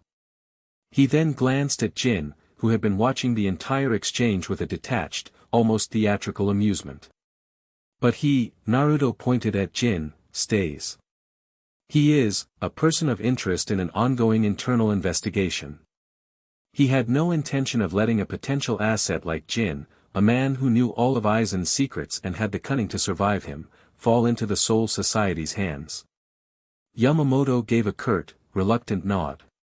It was a compromise he could accept. A Kido core team, which had been waiting discreetly in the Senkamen, emerged. They moved with silent efficiency, placing Aizen and the catatonic Tozen in restrictive bindings designed to completely seal their spiritual power. As they carried the 2 traitors back toward the white portal, Aizen's head lolled to the side. For a brief moment, his eyes fluttered open, and he saw Naruto watching him. A flicker of something, fear, understanding, or perhaps even gratitude, passed through his gaze before he succumbed to unconsciousness again. The god was gone, and the man who remained knew it. As the last of the Shinigami prepared to depart, Shunsui Kairaku paused and walked over to Naruto. He tipped his hat, his lazy smile returning, but his eyes were serious. You know, he said, his voice low enough for only Naruto to hear, for a king of monsters, you've got a surprisingly good head for politics. But you've just painted a target on your back bigger than Hueco Mundo itself. Not just from this edict, but from my side, too. There are those in the 46 chambers who will never accept this. They'll see your refusal to bow as a declaration of war, no matter what you say. I'm counting on it, Naruto replied coolly. It'll keep you all too busy to interfere with my preparations. Shunsui chuckled, a dry, appreciative sound. Clever. But be warned. The Godai 13 is a sword with 13 blades. Just because the head captain has decided not to swing doesn't mean one of the others won't get restless. He gave a meaningful look, a silent warning about captains like Mayuri Kuratsuchi, whose scientific curiosity knew no ethics, or Kenpachi Zaraki, who lived only for the thrill of a good fight. I'll keep that in mind, Naruto said. One last thing, Shunsui added, his voice dropping to a near whisper. This edict of nullity, its goal is to erase paradoxes, right? Beings that don't fit into the neat little boxes of hollow, Shinigami, or human. Naruto nodded. Shuensue's gaze flickered for a moment toward the distant human world. We've got a paradox of our own running around Karakura town right now. A substitute Shinigami with a hollow soul chained to his own. If you're right, he's a target, too. He was talking about Ichigo Kurosaki. Naruto's counterpart. Another impossible fusion of worlds. Protect your people, Hollow King, Shunsui said with a final nod. We'll try to protect ours. With that, he turned and stepped through the Senkamen. Yamamoto gave Naruto one last, long, unreadable look before turning and following, the portal snapping shut behind him with a silent finality. They were gone. The immediate threat of a two-front war had been averted. But the warnings lingered. Neelio let out a long breath she didn't realize she'd been holding. I thought he was going to start a war right here. He's too smart for that, Naruto said, his gaze distant. He knows a losing battle when he sees one. For now. Halibel, however, was focused on the strategic implications. You gave them Aizen. A powerful bargaining chip. Was that wise? It was an investment, Naruto corrected her. It shows we are capable of reason. It buys us time. And it saddles them with the problem of what to do with him. They can't kill him, they can't redeem him. He will be a thorn in their side for a century, a constant reminder of their own failure and our victory. He turned to them, a rare, weary smile on his face. We won. We faced down the Godii 13 and bent them to our will. We have established our sovereignty. But his smile faded as he looked at the empty sky. And in doing so, we have formally declared to the universe that this world, our world, will stand against the coming storm. The easy part is over. Now, we have to live up to the promise. The weight of kingship settled on him again, heavier than ever. He had won the throne, secured his borders, and forged a fragile truce with his greatest rival. But all he had truly done was buy a little more time on a clock that was ticking down to zero. Chapter 8, The Weight of 3 Crowns. The departure of the Godii 13 did not bring peace. It brought a new, heavier kind of silence. The threat of imminent war had been a fire, forging their new nation in its heat. Now, in its absence, the cold, vast shadow of the Edict of Nullity fell over everything. It was a pressure that had no release, a deadline with no date. And the pressure was beginning to show on the man who bore the most of it. Naruto threw himself into the monumental task of preparing for the apocalypse with a relentless, terrifying focus. He was no longer just a king, he was a machine of statecraft and military strategy. His days were a blur of motion. He oversaw Grimmjow's brutal training sessions, not just observing, but personally sparring with the strongest Arrancar, pushing them past their limits with his own overwhelming power, his every blow a lesson in control and precision. He spent hours with Sailaporo, poring over the scientist's research on the Arbiter's energy signature, trying to find a weakness, a chink in the armor of a conceptual enemy. He walked the newly established districts of Las Noches, his presence a constant, silent reminder of the new order, his blue eyes missing nothing, his mind a whirlwind of logistics, resource management, and contingency plans. He was magnificent. He was terrifying. And he was slowly, inexorably, pulling away from them. Halibel and Neelio watched him, a growing unease settling between them.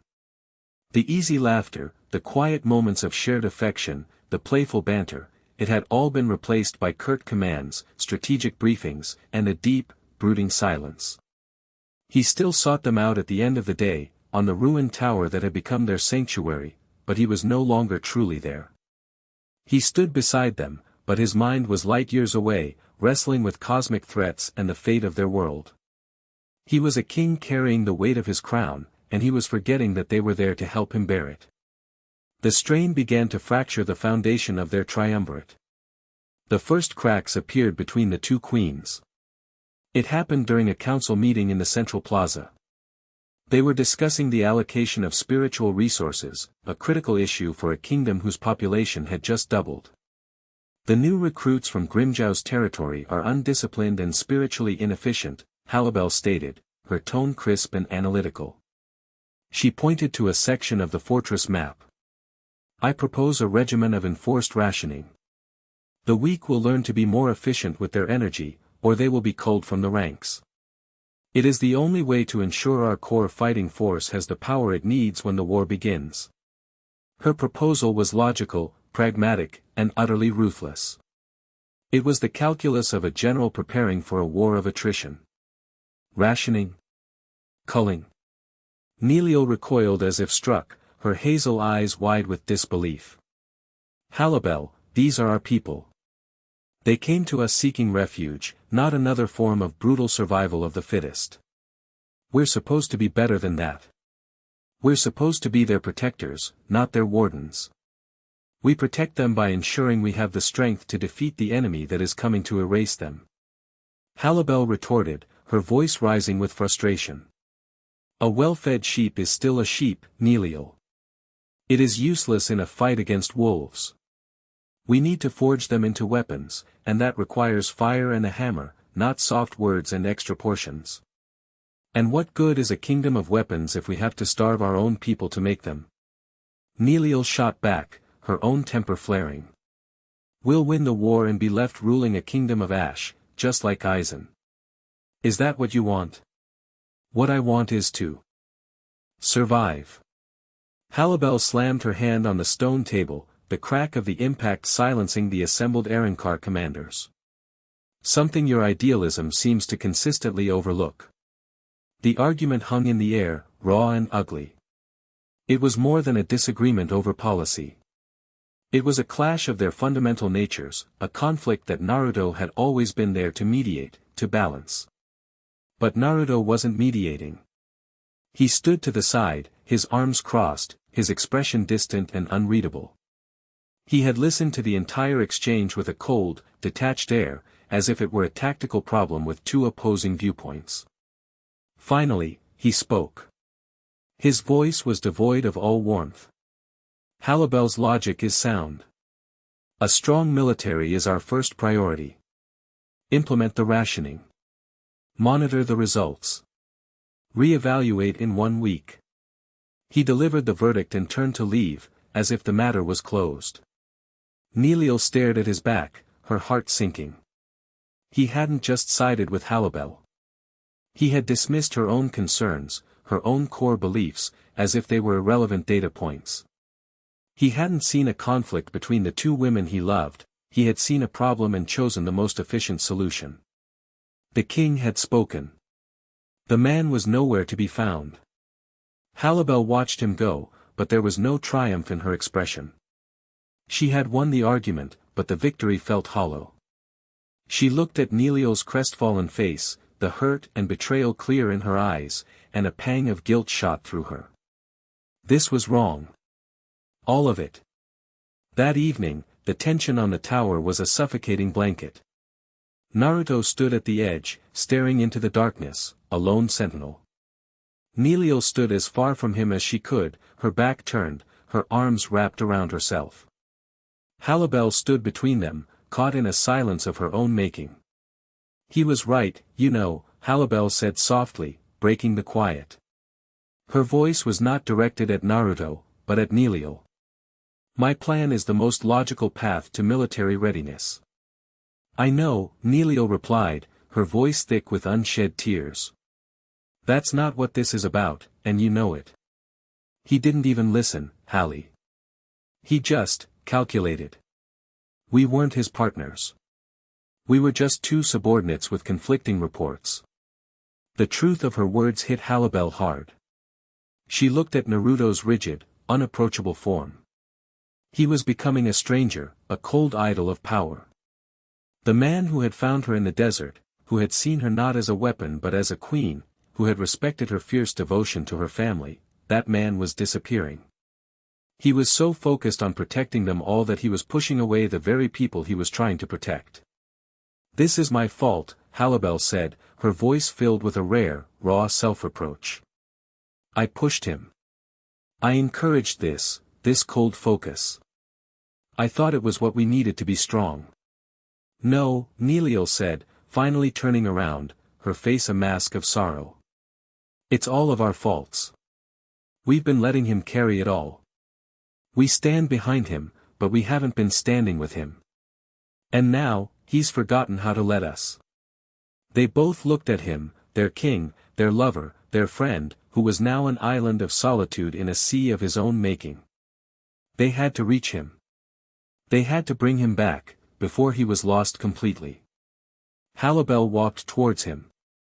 She did not touch him. She simply stood beside him, her presence a quiet demand for his attention. Naruto, she said, her voice firm, but softer than it had been in weeks. Look at me. He turned his head slowly, his blue eyes holding a distant, weary storm. What is it, Halibel? Another logistical issue? A border dispute? The question was a cold slap in the face. It was the voice of a commander addressing his general. No, she said, her voice unwavering. This is not about the kingdom. This is about its rulers. She took a breath, steeling herself. I was wrong today. To push for a plan that ignores the heart of what we are building. And you were wrong to approve it. His eyes narrowed slightly. It was the most effective course of action. To hell with effective. Neliel's voice cut in as she stormed towards them, her sorrow replaced by a righteous, desperate anger. We are not a machine, Naruto. We are a family. And you are treating us like cogs. Do you even see us anymore? Or do you just see your general and your scout? He was taken aback by their unified, emotional assault. I am trying to keep us all alive, he said, his voice laced with a frustrated confusion. The edict is coming. There is no room for error. There is no room for sentiment. There is no room for anything else. Neliel cried, her hands clenched into fists. You don't talk to us, you issue orders. You don't laugh with us, you strategize. You don't even race me to the waterfalls anymore. The last part came out as a choked sob, a cry for the simple, joyful past that felt a lifetime away. I miss my friend, Naru. I miss the man who promised me a place where I could be more than just a weapon. And I miss the king who told me a kingdom should not be a graveyard, Halibel added, her own voice tight with emotion. But we are building one, day by day, with every cold decision you make. You are so afraid of the future that you are sacrificing the present. You are sacrificing us. The raw, unfiltered emotion of their words finally broke through the armor of his focus. He looked from Halibel's fierce, pleading eyes to Neliel's tear-streaked face. He saw not insubordination, but a desperate love. He saw two queens fighting not for power, but for the soul of their king. And in that moment, the weight became too much. The facade of the unshakable ruler crumbled, and for the first time in weeks, the man beneath was visible. His shoulders slumped, and a look of profound, soul-crushing exhaustion washed over his face. I don't know what else to do, he whispered, his voice cracking. The confession was a raw, bleeding wound. Every time I close my eyes, I see it. The surveyor. The silent geometry. I feel that nothingness. It wants to erase everything. You, me, this world, the life we've built, all of it. If I stop, if I slow down for even a second, it feels like I'm letting it win. He sank down, sitting on the edge of the ruined tower, his head in his hands. The great king of Hueco Mundo, the being who had defeated Aizen and faced down gods, was just a man terrified of failing the people he loved. Neliel and Halibel's anger melted away, replaced by a wave of profound empathy. They knelt beside him, flanking him, their bodies pressing in against his. Neliel gently took one of his hands. You idiot, she murmured, her voice thick but gentle. Did you think you had to do it alone? When have you ever been alone? Halibel placed her hand on his back, a firm, grounding touch. Your strength is not the issue, Naruto. We have never doubted your power. But your crown, it was never meant for one person to wear. It has 3 points for a reason. He looked up, his blue eyes shimmering with an emotion he hadn't allowed himself to feel in a long time. He looked at Neliel, his heart, his joy. He looked at Halibel, his shield, his conviction. He had been trying to be all three for all of them, and he had been failing. "We rule together," Halibel said, her voice a solemn vow. "We share the burdens, just as we share the victories. Your strength will be our weapon. But my pragmatism and her compassion," she nodded at Neliel, "will be the hands that wield it. We will temper you, and you will anchor us. No more cold calculations, Naru," Neliel added, squeezing his hand. "We talk. We argue. We figure it out together. As partners. As a family. You, me, and Hallie. That's the only kingdom worth fighting for." He looked between them, at the unwavering strength in their eyes, and he felt the crushing weight on his soul begin to lift, not because it was gone, but because it was now shared. He had been so focused on being their king that he had forgotten to be their partner. He let out a long, shuddering breath, a sound of pure, unadulterated relief. He wrapped his arms around both of them, pulling them into a tight, desperate embrace. He buried his face in Neliel's hair, inhaling the familiar scent of ozone and wild joy. He felt Halibel's hand stroking his back, a gesture of profound, solid comfort. "I'm sorry," he whispered, the words muffled. "I'm so sorry." "Don't be sorry," Halibel murmured into his shoulder. "Just, be here. With us." "Yeah," Neliel added, her own tears now flowing freely. "Just be our Naru." They stayed like that for a long time, a silent, tangled knot of arms and legs on the edge of the world, three rulers reforging their crowns into one. The silence on the tower was no longer one of distance, it was one of unity, of a bond tested and made stronger. Finally, Naruto pulled back, looking at them both. A real smile, the first in what felt like an eternity, touched his lips. "Okay," he said, his voice clearer, stronger. "New plan. Halibel, tomorrow you will cancel the rationing.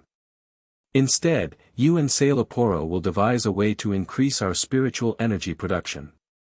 Find a way to cultivate soul-rich flora in Las Noches, like in the sanctuary. A more difficult solution, but a better one." He then looked at Neliel. "And you're going to assemble a new corps. Not of soldiers. Of diplomats and teachers. You're going to travel to every corner of Hueco Mundo, to the independent hollow settlements, and you're going to offer them a place with us. You're going to win them over with words, not swords. We'll build a nation, not just an army." And then he grinned, a flash of the old, mischievous Naru they had missed so dearly. "And you and me, Hallie, we're going to go find Grimjow and we're going to beat some real discipline into his new recruits. Together." Halibel's lips curved into a rare, genuine smile of her own. "A much better plan." Neliel beamed, her bright, joyful energy returning like the sun after a storm. "Now that's my king." He stood up, pulling them both to their feet with him. He looked out at the moonlit desert, but this time, he didn't see an encroaching doom. He saw a kingdom to be built, a future to be forged. The fear was still there, a cold stone in his gut, but it was no longer his alone to carry. He looked at the two magnificent, powerful women beside him, his queens, his anchors, his heart. He was not a lone king on a cold throne. He was one point of a triumvirate, a crown of three, unbreakable and whole. The edict of nullity could come. They would be ready. Together. Chapter 9, the arbitrators sentenced. The new age of Hueco Mundo began not with a roar, but with the quiet, steady work of a kingdom finding its soul.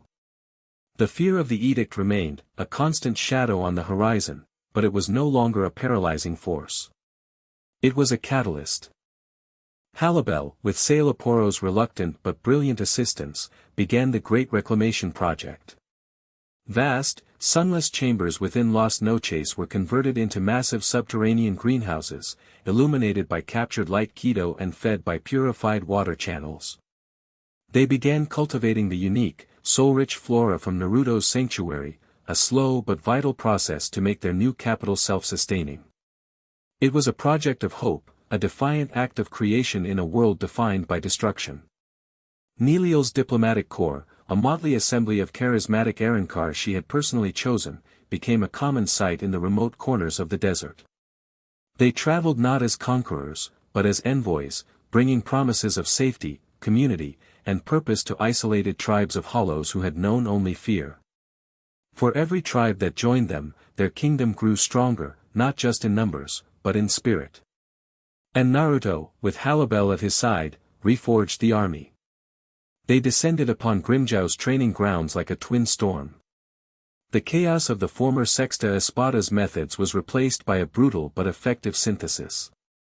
Naruto's overwhelming power established the baseline, no Arrancar could hope to match him, so they learned to respect a power beyond their own.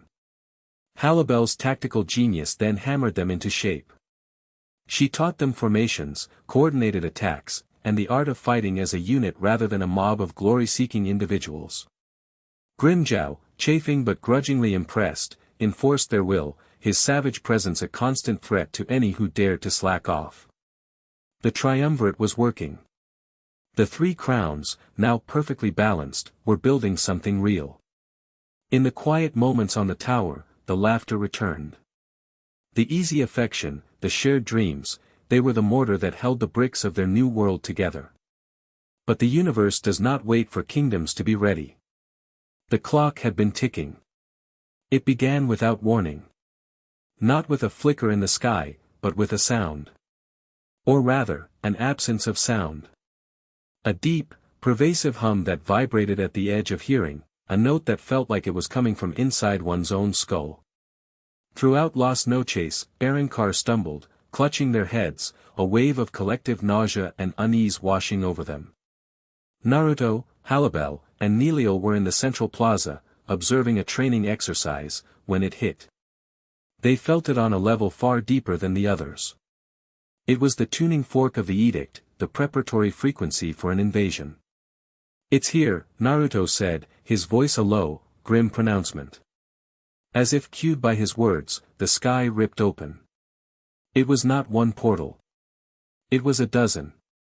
And they were not the elegant Senkamen of the Soul Reapers or the ragged tear of a Garganta. They were perfect, geometric wounds in reality, hexagonal apertures of cold, white light that arranged themselves in a precise, symmetrical pattern above Las Noches. They were gates of cold, hard logic, opening onto a battlefield.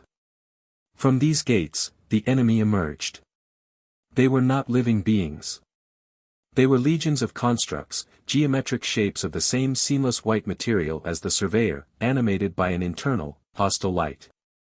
There were swarms of small, sharp-edged tetrahedrons that moved like piranhas, legions of humanoid figures with featureless faces, the grunts of the edict, and massive, floating octahedrons that pulsed with a threatening, nullifying energy.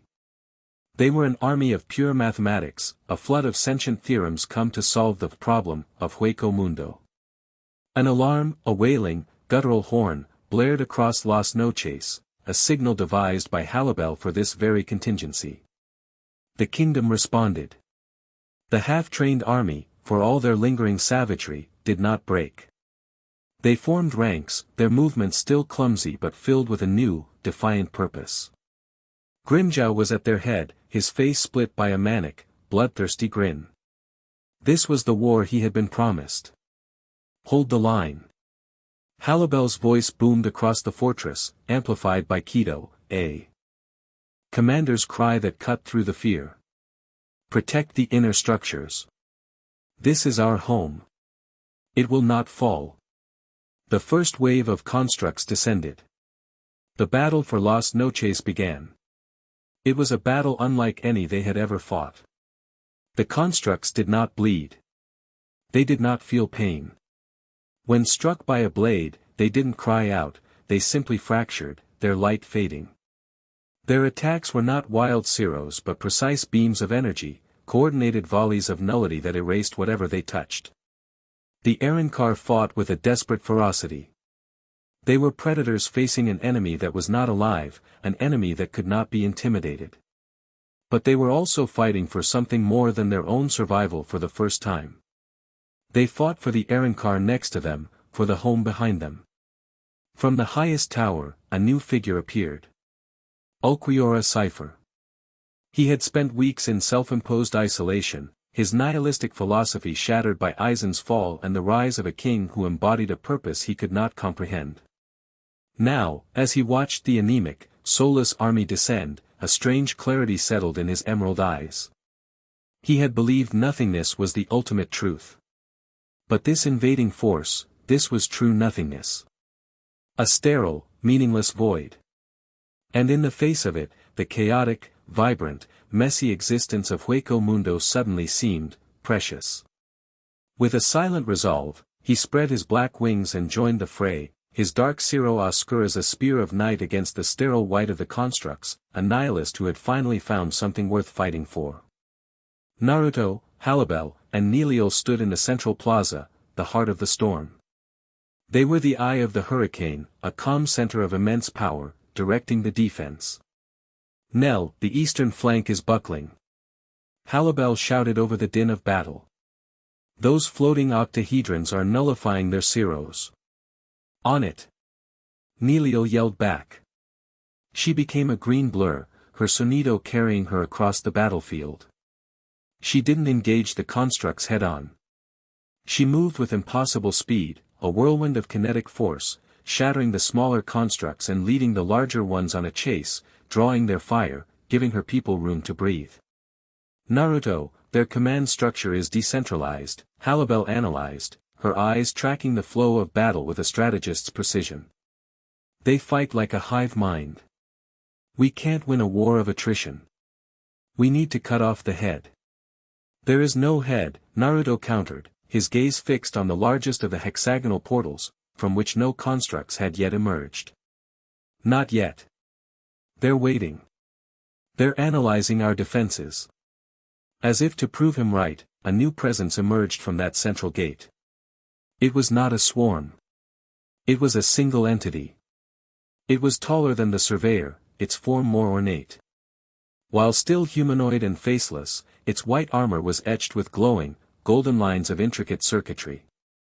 In its chest, where the surveyor had a single ring, this being had 3 concentric, counter-rotating rings of brilliant, blinding light. It carried no weapon. Its hands, long and slender, hung at its sides. Its spiritual signature, its field of nullity, was an order of magnitude greater than the scouts. The hum that preceded the invasion intensified, focusing on this one being. This was no scout. This was a commander. This was the arbitrator. Cease resistance, the voice that projected into their minds was not a sterile statement of fact. It carried the chilling weight of a final judgment. Your world has been sentenced. The process of nullification is now underway. Your defiance is a pointless expenditure of energy, the arbitrator raised one hand. It did not fire a beam. It simply clenched its fist. And every construct in Las Noches, 100,000 of them, stopped fighting. They turned in unison and fired a single, coordinated volley of nullification energy, not at the Arrancar, but at the fortress itself. The walls of Las Noches, structures that had stood for centuries, began to dissolve. Entire districts, including Halibel's precious greenhouses, were erased from existence. The Arrancar army was thrown into chaos as the very ground beneath them vanished.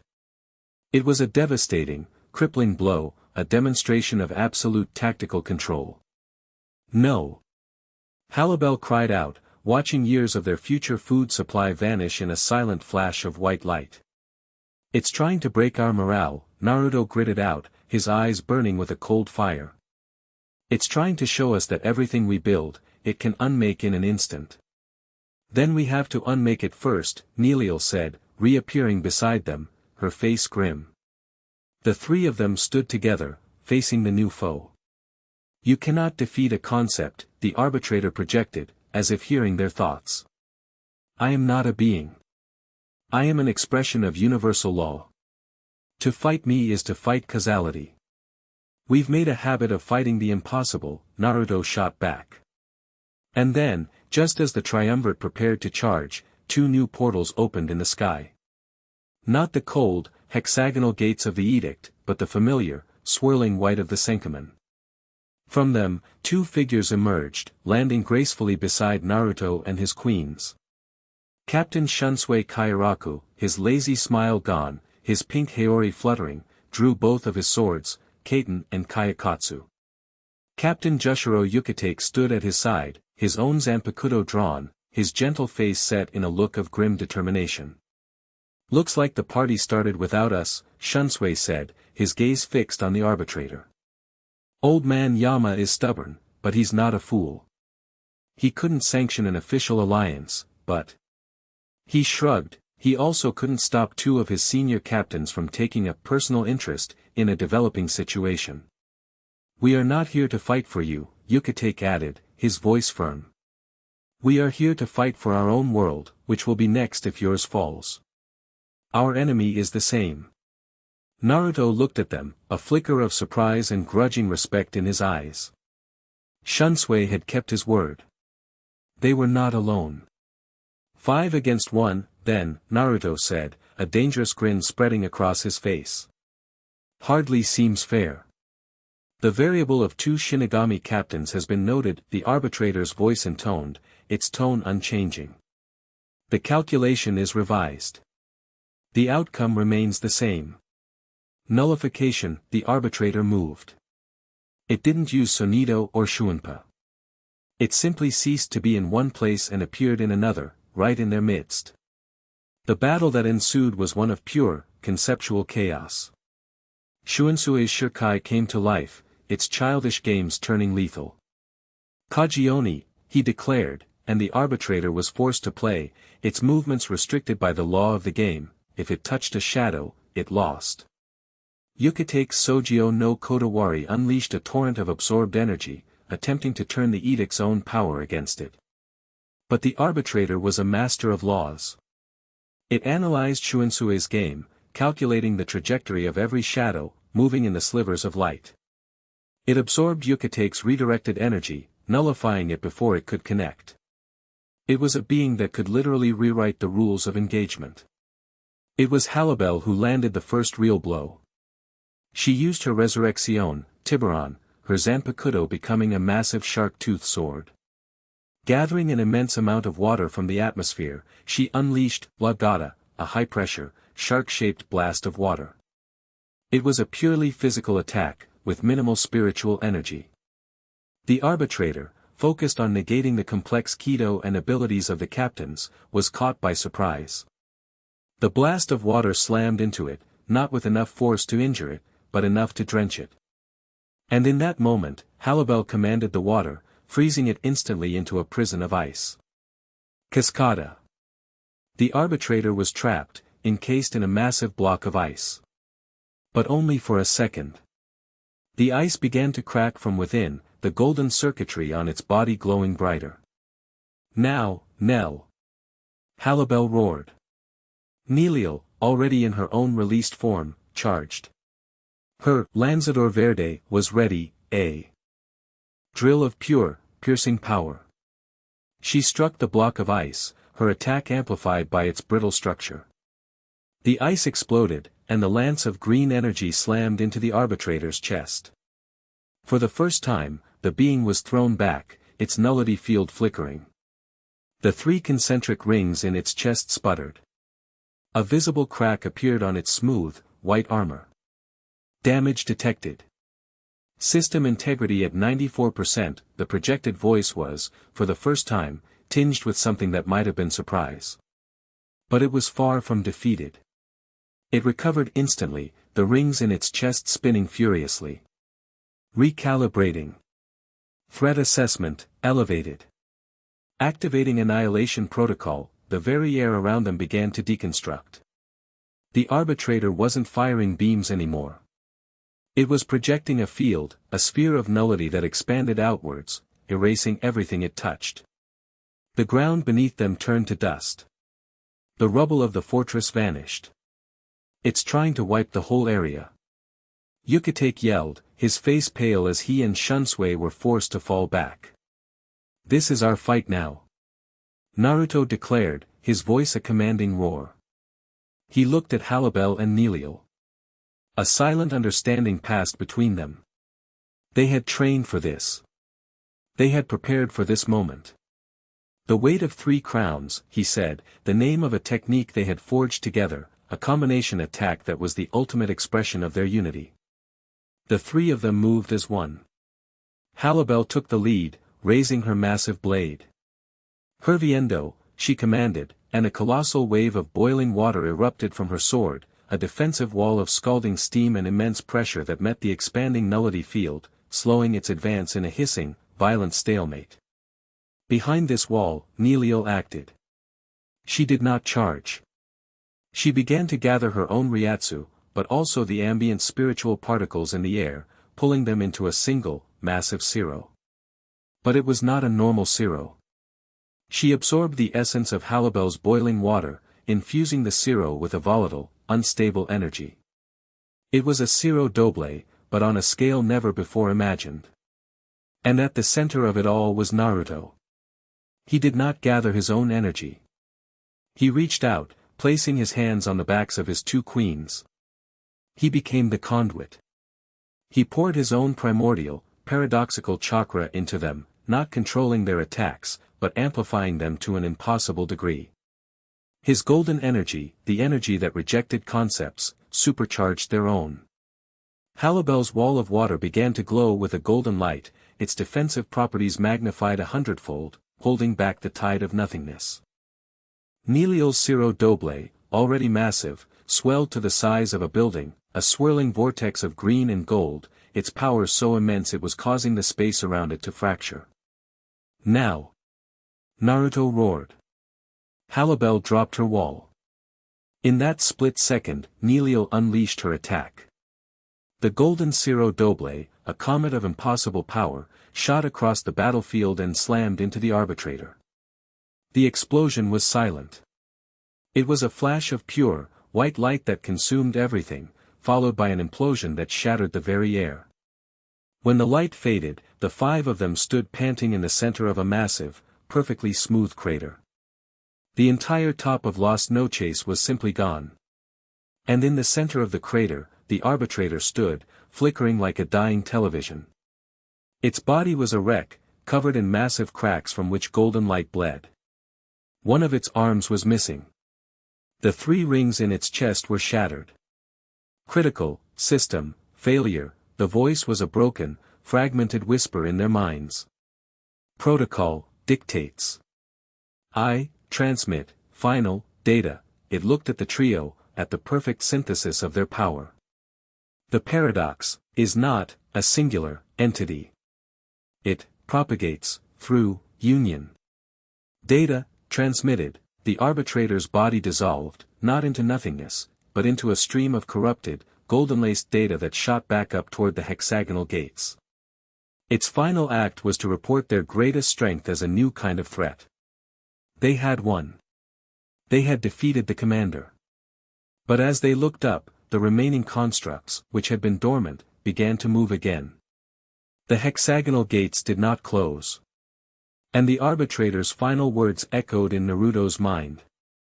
It had not been a promise of retreat. It had been a promise of escalation. The battle was won. But its destruction had just signaled the main fleet. Chapter 10, The Dawn of the Cero King. The silence that followed the arbitrator's dissolution was the silence of a held breath. The sky above Lost Noches was still torn by the cold, geometric wounds of the edict's portals. The 100,000 remaining constructs, their hive mind momentarily severed, hung motionless in the air like a swarm of frozen, white insects. The battle had paused on a knife's edge. Down below, the Arrancar army, bruised and battered, looked up from the ruins of their fortress. They had seen the silent, cataclysmic explosion. They had felt the obliteration of the arbitrator's oppressive presence. A slow, hesitant cheer began to rise, a sound of disbelief and dawning hope.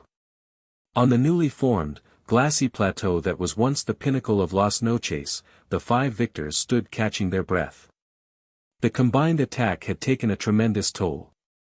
Neliel was leaning heavily on her lance, her resurrection flickering.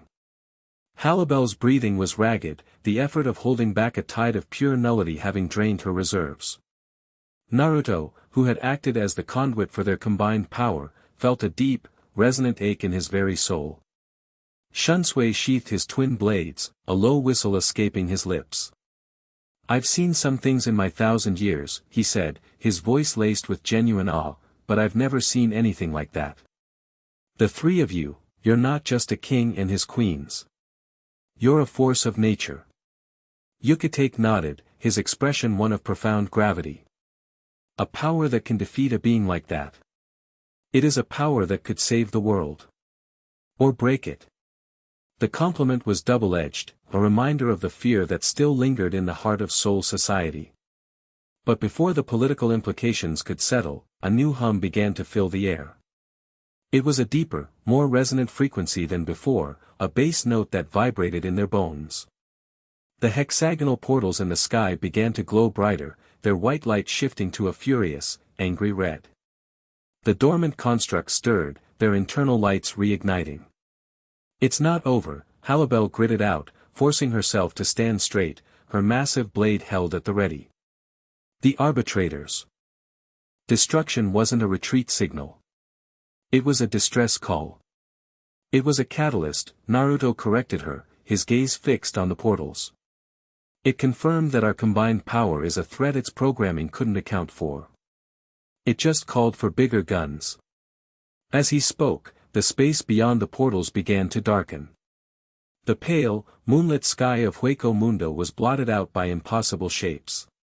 Vast, city-sized geometric structures, dodecahedrons, star-like polyhedrons, objects of terrifying scale and complexity, were emerging into their reality. It wasn't a fleet of ships. It was a fleet of mobile, weaponized axioms, a moving city of cosmic law. The main fleet had arrived. The sheer, overwhelming scale of it was a physical blow. The hope that had been rising from the army below died in an instant, replaced by a profound, soul-crushing despair. They had fought and bled and won, only to be faced with an enemy 1,000 times greater. It was like a man who had successfully fought off a wolf, only to turn and see the entire pack cresting the hill. "By the Soul King," Yukitake whispered, his face ashen. "There are thousands of them." "We can't fight that," Shunsui stated, the grim reality settling in. His usual nonchalance was gone, replaced by the cold calculus of a veteran commander facing an unwinnable war. "That's not an army. That's an extinction event." He was right. Their combined strength had been enough to defeat a single, powerful commander. But against a force of this magnitude, they were nothing. They could fight, and they would die, and the world would be erased all the same. A single, colossal dodecahedron detached itself from the fleet, moving to hover directly above Las Noches.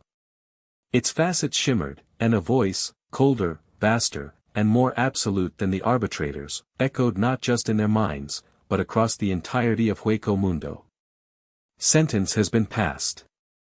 The anomaly world designated Hueco Mundo is to be sterilized. The Paradox King and his contaminated court are to be nullified. The cleansing begins." The underside of the colossal structure began to glow, a circle of light miles wide charging with an energy that made the air itself scream. It was a weapon capable of erasing Las Noches and a significant portion of the surrounding desert in a single, silent blast. This was it. The end. Neliel looked at Naruto, her eyes wide with a fear she had not shown throughout the entire battle. Halibel moved to stand shoulder to shoulder with him, her expression not of fear, but of grim, defiant acceptance. If this was the end, she would meet it standing beside her king. But Naruto was not looking at them. He was not looking at the fleet. He was looking down, at his own hands. He felt the fear, the despair, the absolute certainty of their annihilation. He felt it, and he rejected it. He remembered a lifetime of being told he was a monster, a failure, a lost cause. He remembered facing down pain, hatred, and gods of his own world. He remembered the promise he had made to himself, to his friends, to his queens, to build a place where they could be safe, where they could have a home. He would not let it end here. You said it yourself, Shunsui, Naruto said, his voice quiet but clear over the rising hum of the weapon. I'm a paradox. An impossibility.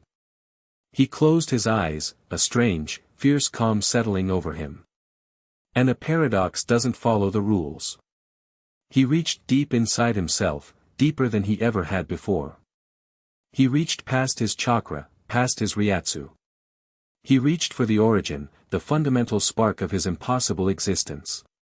He had always used his power, controlled it, shaped it. He had never simply, let it be. He took a breath and opened his eyes. They were no longer blue. They were not the slitted gold of his rage. They were swirling vortexes of pure, white gold energy, the color of creation itself.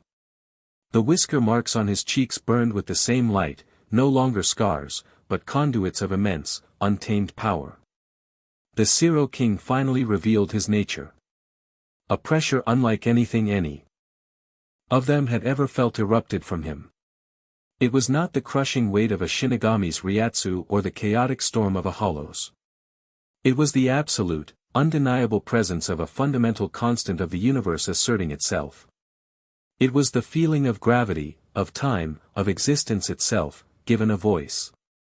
And that voice was roaring in defiance. The desert sands for 100 miles around Las Noches began to rise, swirling into a massive vortex around the fortress. The crystalline trees of the distant sanctuary pulsed with a brilliant azure light, their energy flowing across the desert, drawn to their king. The very spiritual particles of Hueco Mundo, the stuff of its soul, answered his call. He was not just its king. He was its heart. He was a part of it, and it was a part of him. This is my world, he declared, his voice a chorus of a million whispering souls, the voice of Hueco Mundo itself. Its laws are mine to write. And its first law is that it will endure. He raised his hands to the sky, toward the colossal weapon charging above them. He did not fire a Cero. He did not create a shield. He took control. The raw, chaotic spiritual energy of Hueco Mundo, guided by his will, surged upwards. It was a tidal wave of pure, untamed reality. It did not strike the edict's weapon. It infected it. It introduced the beautiful, messy, illogical chaos of life into the sterile, perfect equation of the nullification beam. The charging circle of light on the underside of the dodecahedron flickered. It sputtered. Its pure white energy became corrupted with swirling motes of gold, blue, and black, the colors of Hueco Mundo's soul. The hum of the weapon became a discordant, screeching groan. The weapon, designed for perfect, clean erasure, was being force-fed a paradox it could not compute. It destabilized. Error. Error. Weapon system contaminated. Paradox cascade imminent, the voice of the fleet echoed in a panic. The colossal dodecahedron tried to shut down the weapon, but it was too late. Naruto's will held it fast, forcing it to continue its corrupted charge. With a final, silent scream of broken logic, the weapon detonated. Not outwards, but inwards. The colossal dodecahedron imploded, collapsing in on itself in a spectacular, silent cataclysm of light that tore a temporary, gaping hole in the fabric of the edict's fleet.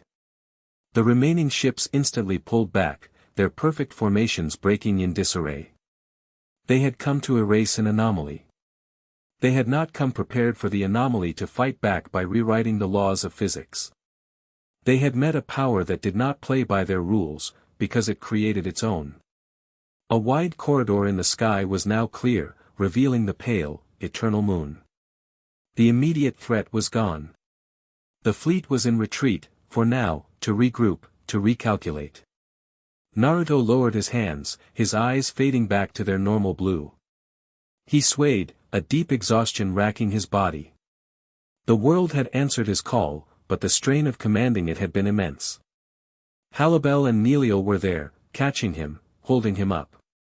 Naru. He leaned against them, a weary but triumphant smile on his face. See, he breathed. Told you. Paradoxes don't follow the rules. Shunsui and Yucatec could only stare, their minds struggling to comprehend what they had just witnessed. He hadn't just fired a big energy blast. He had weaponized the world itself. He had asserted his reality over theirs. This wasn't a hollow king. This was a territorial god defending its domain. I think, Shunsui said, his voice barely a whisper, it's time we went home. We have a, very, very long report to file. Yucatec could only nod, his eyes still wide with awe and a healthy dose of fear. Without another word, they opened a senkamen and departed, leaving the rulers of Hueco Mundo alone in their ruined, but victorious, kingdom. Later, as the first semblance of order was being restored below, Naruto stood with Halibel and Neliel on the highest remaining point of the fortress. The sun of the human world, which never truly rose. Here, still cast a faint, dawn-like glow on the horizon, a perpetual twilight that now seemed less like an ending and more like a beginning. The army was weary, the fortress was in ruins, and their greatest enemy was still out there, regrouping. But they were alive. And they were united. Grimjow was below, roaring orders, his savage energy now fully channeled into the act of rebuilding. Ulquiorra stood on a distant ledge, his gaze turned toward the faint light of the human world, a new, uncertain purpose stirring within him. The people of Hueco Mundo were not cowering.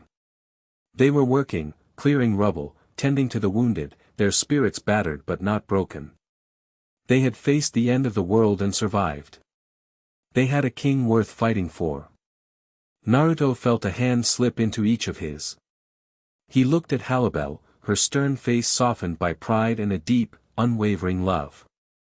He looked at Neliel, her bright eyes shining with adoration and relief. Their crowns were invisible, but he could feel them, a warmth and a strength that flowed between the three of them. The dawn of the Cero king, Neliel said softly, a smile in her voice as she looked at the horizon. I like the sound of that. It is a heavy title, Halibel added, her thumb stroking the back of his hand. But you do not bear it alone. He squeezed their hands, his heart full. He was the Cero king, the 0 point, the origin. Not a title of power, but a mantle of responsibility, a promise to this world and to the women who ruled it with him. The war was far from over. The fleet would return, stronger, more prepared. But for the first time in its violent, blood-soaked history, Hueco Mundo was ready.